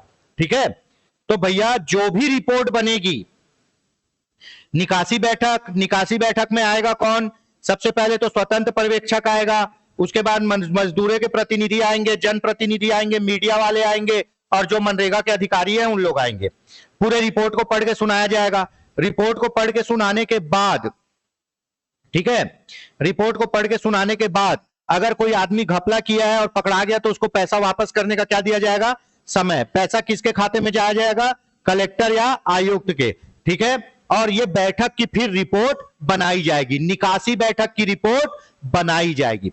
अगर डिप्टी कलेक्टर अध्यक्षता कर रहा है, कलेक्टर नहीं आया, डिप्टी कलेक्टर को भेज दिया, तो डिप्टी कलेक्टर अध्यक्षता कर रहा है तो 3 दिन में रिपोर्ट देगा कलेक्टर को, और कलेक्टर खुद अध्यक्षता कर रहा है तो 3 दिन में रिपोर्ट किसको देगा, मनरेगा आयुक्त को रिपोर्ट देगा। ठीक है, इसकी रिपोर्ट भी पहुंच गई, ये बैठक की, निकासी बैठक की, किसको, मनरेगा आयुक्त को, है ना। देखो बैठक की अध्यक्षता करने का दायित्व तो किसका है, डीपीसी का है, जिला कार्यक्रम समन्वयक यानी कि कलेक्टर। अगर वो नहीं आ पाता तो डिप्टी कलेक्टर के ऊपर के रैंक के आदमी को भेजेगा। अब वो बैठक की अध्यक्षता कर रहा है तो रिपोर्ट बना के 3 दिन में किसको देगा, कलेक्टर को। कलेक्टर कर रहा है तो 3 दिन में रिपोर्ट देगा आयुक्त को। ठीक है, चलिए मोस्ट इंपॉर्टेंट अनुवर्ती कार्रवाई, है ना, फॉलोअप लेना। ठीक है, फॉलोअप लेना। अनुवर्ती कार्रवाई के लिए 2 ही आदमी सक्षम है, कौन, जिला कार्यक्रम समन्वयक जिसको बोलेंगे डीपीसी और मनरेगा आयुक्त, है ना। सामाजिक अंकेक्षण निष्कर्ष पर अनुवर्ती कार्रवाई मतलब फॉलोअप, वो रिपोर्ट में जो लिख दिया है उस पे क्या करना है, अब कार्रवाई करना है। निकासी बैठक में जो रिपोर्ट आई है उस पे क्या करना है, अब कार्रवाई करना है ना। सामाजिक अंकेक्षण निष्कर्ष पर अनुवर्ती कार्रवाई जिला कार्यक्रम समन्वयक और आयुक्त मनरेगा का होगा। निम्न कार्रवाई सुनिश्चित की जाएगी। सामाजिक अंकेक्षण रिपोर्ट में किसी विषय पर, किसी मुद्दे पर जिससे अधिनियम का उल्लंघन होने पर मनरेगा अधिनियम की धारा 19 के अधीन एक शिकायत दर्ज किया जाए। ठीक है, निकासी बैठक की तारीख से 15 दिन के भीतर जिला कार्यक्रम समन्वयक मनरेगा आयुक्त द्वारा कार्रवाई की जाएगी। निधि का दुरुपयोग किए जाने पर कार्रवाई प्रारंभ की जाएगी अथवा सेवा समाप्ति जिला कार्यक्रम समन्वयक द्वारा की जाएगी। यदि निधि मजदूरों के मजदूरी से संबंधित है तो मजदूरों को उनकी मजदूरी राशि वसूल करके 7 दिन के भीतर लौटाया जाएगा। राशि के गबन में दोषी पाया जाता है और पुनः भुगतान में विफल होता है तो उस पर राजस्व वसूली अधिनियम 1958 के तहत राशि वसूल किया जाएगा और यह प्रक्रिया निकासी बैठक के 6 माह के भीतर पूरी की जाएगी। चलो पूरा लाइन में समझाता हूं। अनुवर्ती कार्रवाई, बैठक की अध्यक्षता कौन करेगा? या तो डीपीसी करेगा या डिप्टी कलेक्टर करेगा। रिपोर्ट बना दिया, रिपोर्ट में पाया गया कि एक आदमी ने 5 लाख का गबन किया है, वो कोई भी हो सकता है। अगर वो 5 लाख मजदूरी से संबंधित है तो उस पैसे को उसको क्या बोलेंगे? तू जमा कर दे। किसके खाते में? या तो डीपीसी या आयुक्त। और मजदूरी को फिर कितने दिन के भीतर? 7 दिन के भीतर किसको दिया जाएगा? मजदूरों को। यहां तक हो गया। अगर मान लो पैसा किसी और चीज का दबाया है और पैसा बहुत ज्यादा है तो उसको बोलेंगे भाई तू 7 दिन के अंदर क्या कर दे? पैसा दे दे। ठीक है? नहीं दिया तो कार्रवाई कितने दिन के भीतर करनी है? 15 दिन के भीतर। रिपोर्ट पर कार्रवाई कितने दिन के भीतर करनी है? 15 दिन के भीतर। 15 दिन के भीतर रिपोर्ट पे कार्रवाई करनी, निकासी बैठक की रिपोर्ट पे। 15 दिन के भीतर कार्रवाई, अनुवर्ती कार्रवाई मतलब फॉलो अप लेना। कौन करेगा? डीपीसी करेगा या आयुक्त करेगा। ठीक है? निधि का दुरुपयोग किए जाने पर उन पर कार्रवाई प्रारंभ की जाएगी और उसकी नौकरी भी समाप्त की जा सकती है। सेवा समाप्त करने का अधिकार किसको है? कलेक्टर को, डीपीसी को। आयुक्त नहीं करेगा। कौन करेगा? कलेक्टर, क्योंकि जिले का प्रमुख कौन है? कलेक्टर। मजदूरी से संबंधित है तो 7 दिन में लौटा दिया जाएगा। अब आप पैसा नहीं दे रहे हो, 15 दिन के भीतर कार्रवाई करनी है, ठीक है, नेमत दो पैसा। 6 महीने के अंदर आपके किसी एक जमीन या संपत्ति को राजस्व वसूली अधिनियम 1958 के तहत नीलाम कर दिया जाएगा और पैसा रख लिया जाएगा। कर लो घपला। घपला करके जो जमीन खरीदे थे उसी जमीन को सरकार नीलाम कर देगी। बता रहा हूं एग्जाम्पल के लिए, अगर 20 लाख रुपए मान लो कौन आपके रोजगार सहायक ने गबन कर दिया है और दे ही नहीं रहा है तो 6 महीने के भीतर राजस्व वसूली अधिनियम 58 के तहत उसके किसी भी 20 लाख की जमीन का क्या कर दिया जाएगा? नीलामी। अब मान लो 25 में बिकती है तो 20 लाख सरकार रखेगी, 5 लाख उसको दे दिया जाएगा। पैसा छूटेगा नहीं भैया, पैसा तो देना पड़ेगा। पैसा दिए बिना जाओगे नहीं यहां से। ठीक है? तो वही है। यहां तक समझ में आ गया? अनुवर्ती कार्रवाई। ठीक? अगर आपसे पैसा मांगेंगे तो आपको 7 दिन का समय दिया जाएगा पैसा वापस करने का। ठीक है? और रिपोर्ट पर कार्रवाई कितने दिन के भीतर प्रारंभ करनी है? 15 दिन के भीतर। ठीक है? अगर 6 माह में भी आप पैसा नहीं दे रहे हो तो 6 माह के भीतर आपका राजस्व वसूली अधिनियम के अंतर्गत क्या कर दिया जाएगा? संपत्ति कुर्क कर दिया जाएगा। कुर्की नोटिस लगता है, देखिए, नीलामी का नोटिस लगा देते हैं और बेच के पैसा ले लिया जाएगा। ठीक है? यहां तक समझ में आ गया? पैसा वापसी का पीरियड है 7 दिन। नौकरी भी जा सकती है, नौकरी से हटाएगा कलेक्टर, और नहीं दोगे तो राजस्व वसूली 58 अधिनियम के तहत आपका संपत्ति बेच दिया जाएगा और पैसा वसूल कर लिया जाएगा। है ना? 15 दिन के भीतर कार्रवाई करनी है। अनुवर्ती कार्रवाई 2 लोग कर सकते हैं, डीपीसी और आयुक्त। सामाजिक अंकेक्षण प्रक्रिया में प्रशासन की भूमिका, ये इतना ही है। 13 सामाजिक अंकेक्षण दल के लिए आचार संहिता है। जो गए हैं ना 3 लोग, उन लोग के लिए क्या आचार संहिता? ये नहीं कि वहां गए हो मस्त मुर्गा मटन दारू खा रहे हो, ऐसा नहीं चलेगा। अब आचार संहिता भी सुन लो कि सामाजिक अंकेक्षण दल को वहां पे क्या क्या करना है। कनिष्ठ एवं वरिष्ठ सामाजिक अंकेक्षण प्रदातागण और ग्रामीण सामाजिक अंकेक्षण सहित सामाजिक अंकेक्षण दल को निम्न कार्य करने होंगे। अपने कार्य में निष्पक्षता और सत्यनिष्ठा रखना है। ठीक है? गांव में गरिमा के साथ सामाजिक अंकेक्षण करना है, अभद्रता नहीं करना है। अंकेक्षण प्रक्रिया के दौरान कोई भी दारू वारू नहीं पीना है। मनरेगा मजदूर के निवास में अथवा शासकीय भवन में ही रहना है। मोस्ट इंपॉर्टेंट, मादक द्रव्यों का सेवन नहीं करना है। या तो मनरेगा परिवार के घर में रहो या कोई स्कूल या शासकीय भवन में रहो। है ना? वित्तीय एवं गैर वित्तीय लाभ कार्यान्वयन एजेंसी से स्वीकार नहीं करना है। कोई रिश्वत नहीं लेना है। इसका उल्लंघन किए जाने पर उसकी सेवा समाप्त कर दी जाएगी। बचा भोजन, भोजन आपको मनरेगा के यहां खाना है, मनरेगा श्रमिक के यहां भोजन करना है, या गांव के किसी स्वयं सहायता समूह से भोजन बनवा के भोजन करना है और भोजन का पैसा देना है। ठीक है, वहां नहीं चलेगा हमारे चाचा विधायक है, होंगे तो होंगे, हमारे चाचा भी मनरेगा आयुक्त हैं और पूरा पैसा देना पड़ेगा। तो भैया आपको या तो शासकीय भवन में या किसी मनरेगा श्रमिक के यहाँ रहो, भोजन मनरेगा श्रमिक के यहाँ करो या किसी स्वयं सहायता समूह से बनवाओ, उसका आपको पैसा देना है। दारू नहीं पीना है, आपके अंकेक्षण दल में महिला है तो उसका सम्मान करना है, उसकी गरिमा को बनाए रखना है, गांव में भी सम्मान के साथ बात करना है, रिश्वत नहीं लेना है, अपनी कार्य में पूरी सत्य निष्ठा बरतनी है, और इधर उधर टिंग पांच किए तो नौकरी खत्म। ठीक है, चलिए 14 में क्या है जी? 14 में है आचार संहिता। किसके लिए? अंकेक्षण दल के लिए। सॉरी 13 में अंकेक्षण दल के लिए क्या है? आचार संहिता। ठीक, हाँ, और कोई उपहार उपहार भी नहीं लेना है ना। ठीक है, मुर्गा बकरा वकरा कुछ नहीं लेना है किसी से, आपको अपना काम ही करना है, उपहार स्वरूप कुछ भी नहीं लेना है भैया। ठीक है, यहां तक समझ में आ गया? चलिए इधर अपन कितना एंट्री कर लिए हैं? इधर 10 ही तक हुआ है? 10 तक हुआ है। 11 में क्या है जी? धारा 11 मतलब अनुवर्ती, एक के पीछे एक। अनुवर्ती मतलब फॉलो अप कार्रवाई। कौन करता है? या तो डीपीसी करेगा या फिर आयुक्त करेगा। कितने दिन में? 15 दिन में, है ना। वापसी लौटाने की अवधि 7 दिन। ठीक है, नहीं तो 58 के तहत कहानी खत्म। धारा 12 में क्या है? प्रशासन का दायित्व। ठीक है, धारा 12 देख लेते हैं क्या है, एग्जैक्ट वर्ड क्या लिखा है।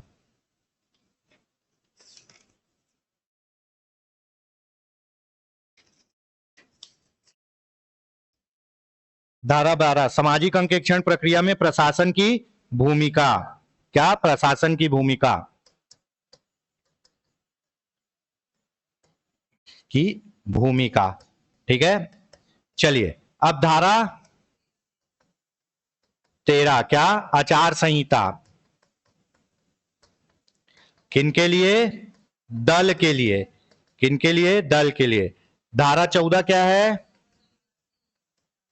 समवर्ती सामाजिक अंकेक्षण, है ना। समवर्ती सामाजिक अंकेक्षण। समवर्ती सामाजिक अंकेक्षण क्या होता है? समवर्ती सामाजिक अंकेक्षण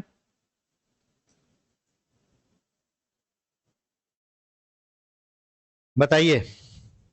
चलिए एक आखिरी बचा है।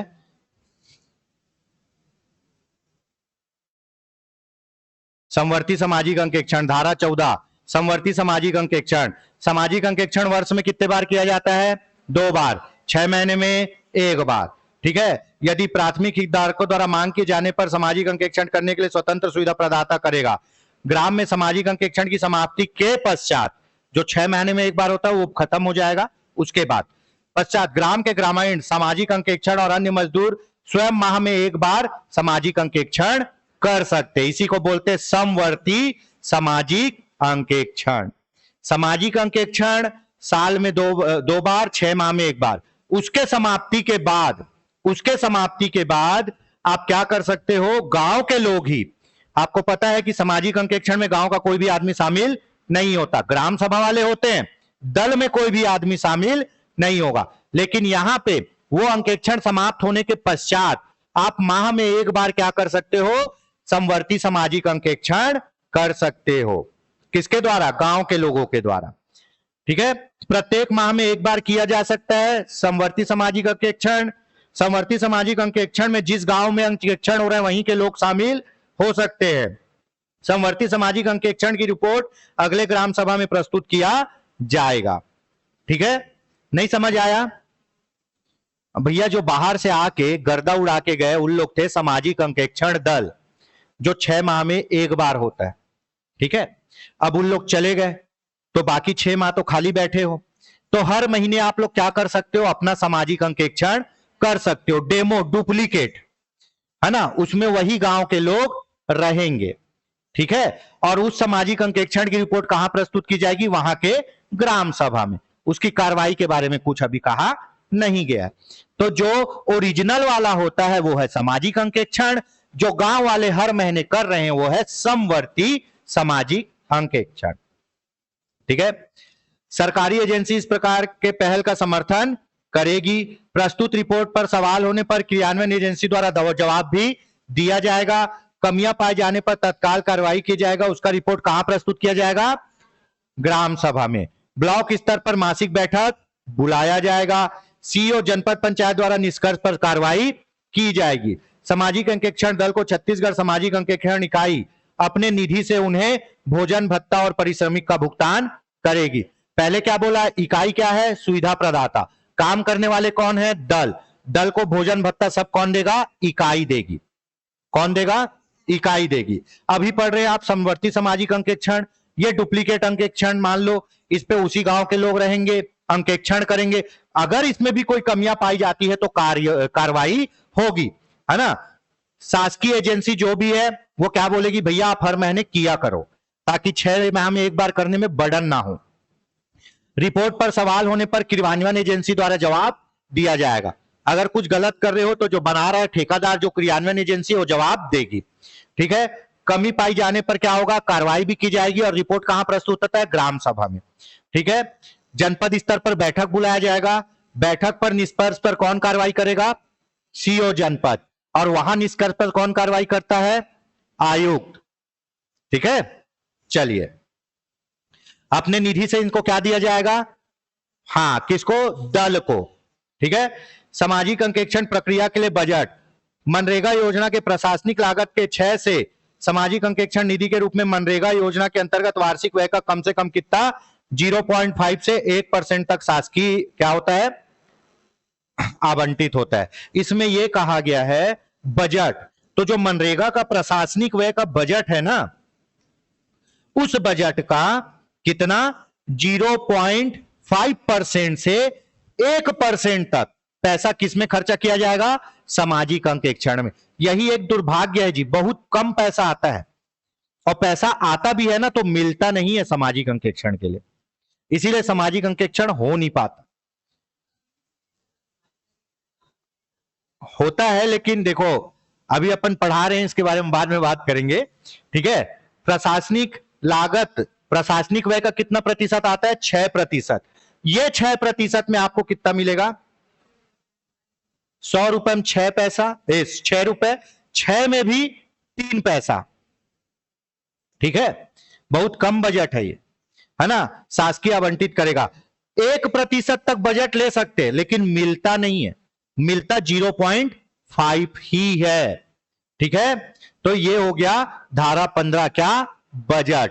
तो भैया सामाजिक अंकेक्षण के लिए प्रशासनिक व्यय का कितना प्रतिशत, 0.5% क्या किया जाता है, बजट आवंटित किया जाता है।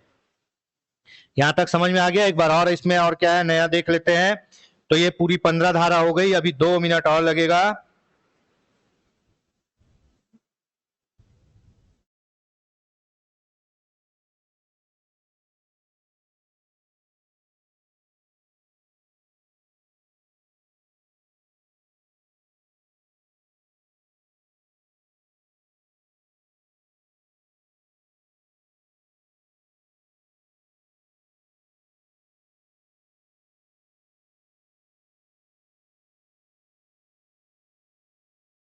ठीक है, सामाजिक अंकेक्षण के बजट के बारे में आपको प्रशासकीय प्रतिवेदन से ही बता देता हूं।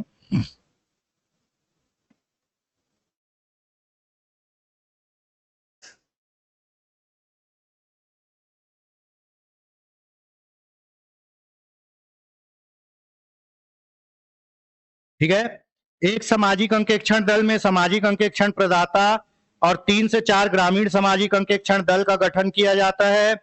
यह दल 5 से 6 दिन में सामाजिक अंकेक्षण का कार्य समाप्त करती है। ये अपने प्रतिवेदन में लिखा गया है।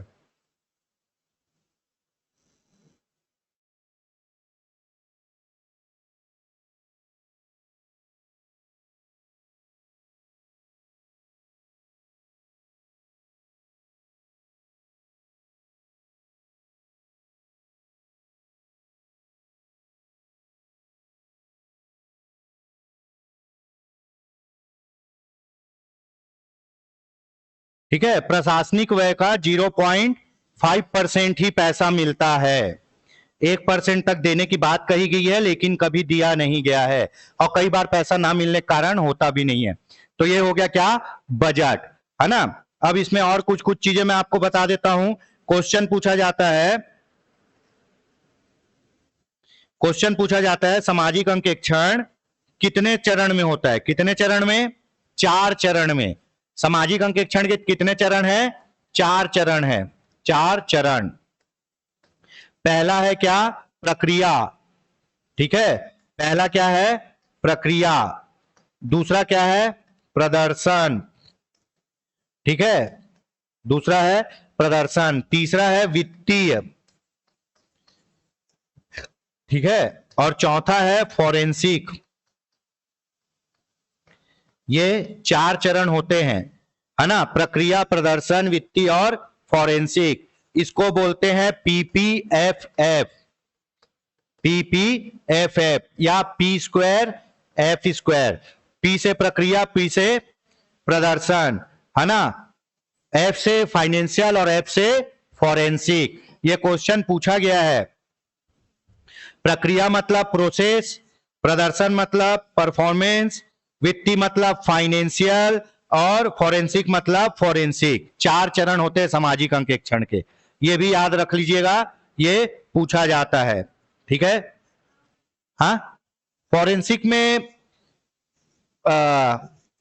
अरे जगह पे जाके सत्यापन जी, जब मर्डर वर्डर होता है तो फॉरेंसिक वाले आते हैं ना, हाँ, तो जगह पे आते हैं। ठीक है, सबसे पहले प्रक्रिया होगा, फिर क्या होगा, पूरा प्रदर्शन होगा, फिर वित्तीय जांच होती है, फिर फॉरेंसिक। ठीक है, 4 चरण होते हैं। समझ में आ गया यहां तक? उसके बाद धारा 17 के अनुसार सामाजिक अंकेक्षण की शक्ति किसमें निहित है? ग्राम सभा में, है ना। मनरेगा के लिए अनुमोदित बजट का 0.5% से 1% तक मिलता है, सामान्यतः 0.5 ही मिलता है, और कई बार पैसा ना मिलने के कारण भी सामाजिक अंकेक्षण नहीं हो पाता। तो अपनी 15 धारा हो गई, 15 धारा को भी अपडेट कर लेते हैं। धारा 15 क्या है जी? धारा 15 है बजट। कितना? 0.5%, मतलब 5%। चलिए अब एक बार क्विक रिवीजन, इसीलिए इस चार्ट को बनाए थे।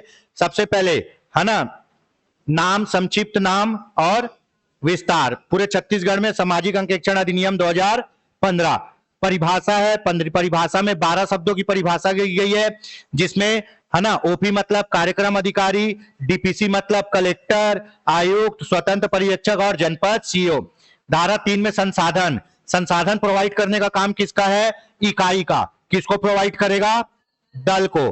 ठीक है। 4 दस्तावेजों के लिए क्या करना?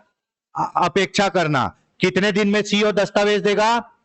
7 दिन में। ठीक है, आगे देख लेते हैं। आगे है समय सारणी। समय सारणी कौन डिसाइड करता है?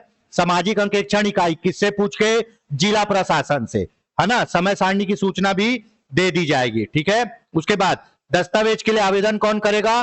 दल करेगा। कितने दिन पहले? 15 दिन पहले, है ना। दस्तावेज देगा कब? 7 दिन पहले। सूचना जनपद पंचायत सीओ सबको क्या देगा? सामाजिक अंकेक्षण की सूचना। किसको देगा? जनप्रतिनिधि को, मनरेगा अधिकारी को, बैंक वालों को। इसके साथ वो निकासी बैठक की भी सूचना दे देगा। प्रक्रिया, प्रक्रिया में सबसे पहले क्या होगा? पूरे किसके जी? सरपंच लोग का ट्रेनिंग होगा। ट्रेनिंग के बाद दल क्या करेगा? जागरूकता फैलाएगा, पूरे कागज को पढ़ेगा, मास्टर रोल को सत्यापित करेगा, बिल को सत्यापित करेगा, किसी को कोई तकलीफ है तो उसको ले जाके भौतिक सत्यापन कराएगा, और उसके आधार पे क्या करेगा? रिपोर्ट तैयार करेगा, है ना। प्रक्रिया हो गया 9। 9वें में क्या होगा? ग्राम सभा। ग्राम सभा किसके लिए बैठी है? सामाजिक अंकेक्षण के लिए। कोई भी आदमी जो पंचायत का प्रतिनिधि है अध्यक्षता नहीं करेगा। सामाजिक अंकेक्षण ग्राम सभा बुलाने के लिए बोलेगा कौन? दल बोलेगा। किसको बोलेगा? सरपंच को। सरपंच बैठक बुलाएगा, सरपंच बैठक बुलाएगा, गणपूर्ति रहेगा 1/10, 1/3 और गणपूर्ति का पूरा करने का उत्तरदायित्व सरपंच और पंच का रहेगा। अध्यक्षता कोई भी गांव का आदमी करेगा। ठीक है, अब यही बैठक में एक नया आदमी आएगा जिसको बोलेंगे स्वतंत्र पर्यवेक्षक, फ्रीलांसर, इंपैक्ट प्लेयर। ठीक है, ये क्या करेगा? पूरे प्रोसेस को चलाएगा, अपना एक रिपोर्ट बना दिया। धारा 10, गांव की बैठक हो गई, ग्राम सभा की, पूरे क्लस्टर की एक जगह बैठक होगी जिसको बोलेंगे निकासी बैठक। अध्यक्षता कौन करेगा? या तो डीपीसी करेगा या डिप्टी कलेक्टर। करना डीपीसी को चाहिए, लेकिन काम ज्यादा होता है, डिप्टी कलेक्टर को भेज देगा। रिपोर्ट तैयार करके डिप्टी कलेक्टर 3 दिन में कलेक्टर को देगा, कलेक्टर आयुक्त को देगा। ठीक है, जो विषय ग्राम सभा में खुल के बंद हो चुके हैं वो निकासी बैठक में नहीं खुलेंगे। निकासी बैठक में अगर, ठीक है, निकासी बैठक में पूरा रिपोर्ट तैयार हो गया, चलिए रिपोर्ट पहुंच गया किसके पास? आयुक्त के पास और कलेक्टर के पास। अब आयुक्त और कलेक्टर लोग धारा 11 में क्या करेंगे? अनुवर्ती कार्रवाई, फॉलो अप करेंगे। अगर कोई आदमी पैसा लिया, बोलेंगे भैया 7 दिन में दे दे। 7 दिन में या तो तू कलेक्टर के खाते में डाल दे या आयुक्त के खाते में डाल दे, है ना। अगर मजदूरी का है तो पैसा वसूल करके 7 दिन में वर्करों को दे दिया जाएगा। ठीक है, अनुवर्ती कार्रवाई कितने दिन के भीतर करनी है? 15 दिन के भीतर। अगर आप नहीं दे रहे हो पैसा तो 6 महीने के अंदर, है ना, राजस्व वसूली अधिनियम 1958 की धारा के द्वारा आपका संपत्ति बेच के पैसा वसूल कर लिया जाएगा। किसी को भी पद से हटाने का अधिकार किसको है? कलेक्टर, डीपीसी को है। अनुवर्ती कार्रवाई हो गई। 12वां प्रशासन की भूमिका, इसमें इतना ही है। 13 आचार संहिता। आचार संहिता कौन? जो वो सामाजिक अंकेक्षण दल गए 5 से 6 दिन रहते हैं गांव में, है ना, तो रहना है तो या तो मनरेगा श्रमिक के घर में रहो या किसी सरकारी स्कूल में रहो, कोई भी सरकारी भवन में। खाना खाना है तो या तो फिर किससे बनवा लो? स्वयं सहायता समूह से बनवा लो या मनरेगा श्रमिक के यहां खाओ और पैसा दो। दारू पीना नहीं है, कोई उपहार लेना नहीं है। ठीक है, उसके बाद महिला तुम्हारे साथ है तो उससे मर्यादा रखनी है, गांव के लोगों से मर्यादा रखनी है, सत्य निष्ठा से आपको अपना काम करना है। आचार संहिता। उसके बाद संवर्ती सामाजिक अंकेक्षण। सामाजिक अंकेक्षण होता है भैया 6 महीने में एक बार, साल में 2 बार। अब वो खत्म हो गया तो 5 महीने क्या करोगे? टाइम पास नहीं, 5 महीने आप अपना अलग से क्या करो? संवर्ती सामाजिक अंकेक्षण। इसमें गांव के लोग ही सामाजिक अंकेक्षण करते हैं। अगर कुछ गलती है तो कार्रवाई होगी। कार्रवाई कौन करेगा? जनपद सीईओ करेगा। ठीक है, वैसे तो सामाजिक अंकेक्षण में गांव के लोग नहीं होते। संवर्ती सामाजिक अंकेक्षण में गांव के लोगों को रखा जा सकता है। सामाजिक अंकेक्षण में दल में गांव के लोग नहीं होते। 15वां क्या? बजट। बजट वही हाथी के मुंह में जीरा। ठीक है, हाथी को मुंह में जीरा। पूरे बजट आपके प्रशासनिक व्यय के बजट का ½ %। ठीक है, प्रक्रिया कितने चरण में होती है? 4। प्रक्रिया, प्रदर्शन, वित्तीय और फॉरेंसिक। ठीक है, सामाजिक अंकेक्षण करने की जिम्मेदारी किसकी है? ग्राम सभा की, धारा 17 के अनुसार। तो दोस्तों ये था हमारा आज का सामाजिक अंकेक्षण का क्लास। काफी शॉर्ट में हमने पढ़ा है, हो सके तो आप 1 लाइनर नोट्स बनाइए। ठीक है, और कैसी लगी ये क्लास जरूर बताइएगा। मिलते हैं नए चैप्टर, नए वीडियो के साथ। जय हिंद, जय भारत, जय छत्तीसगढ़।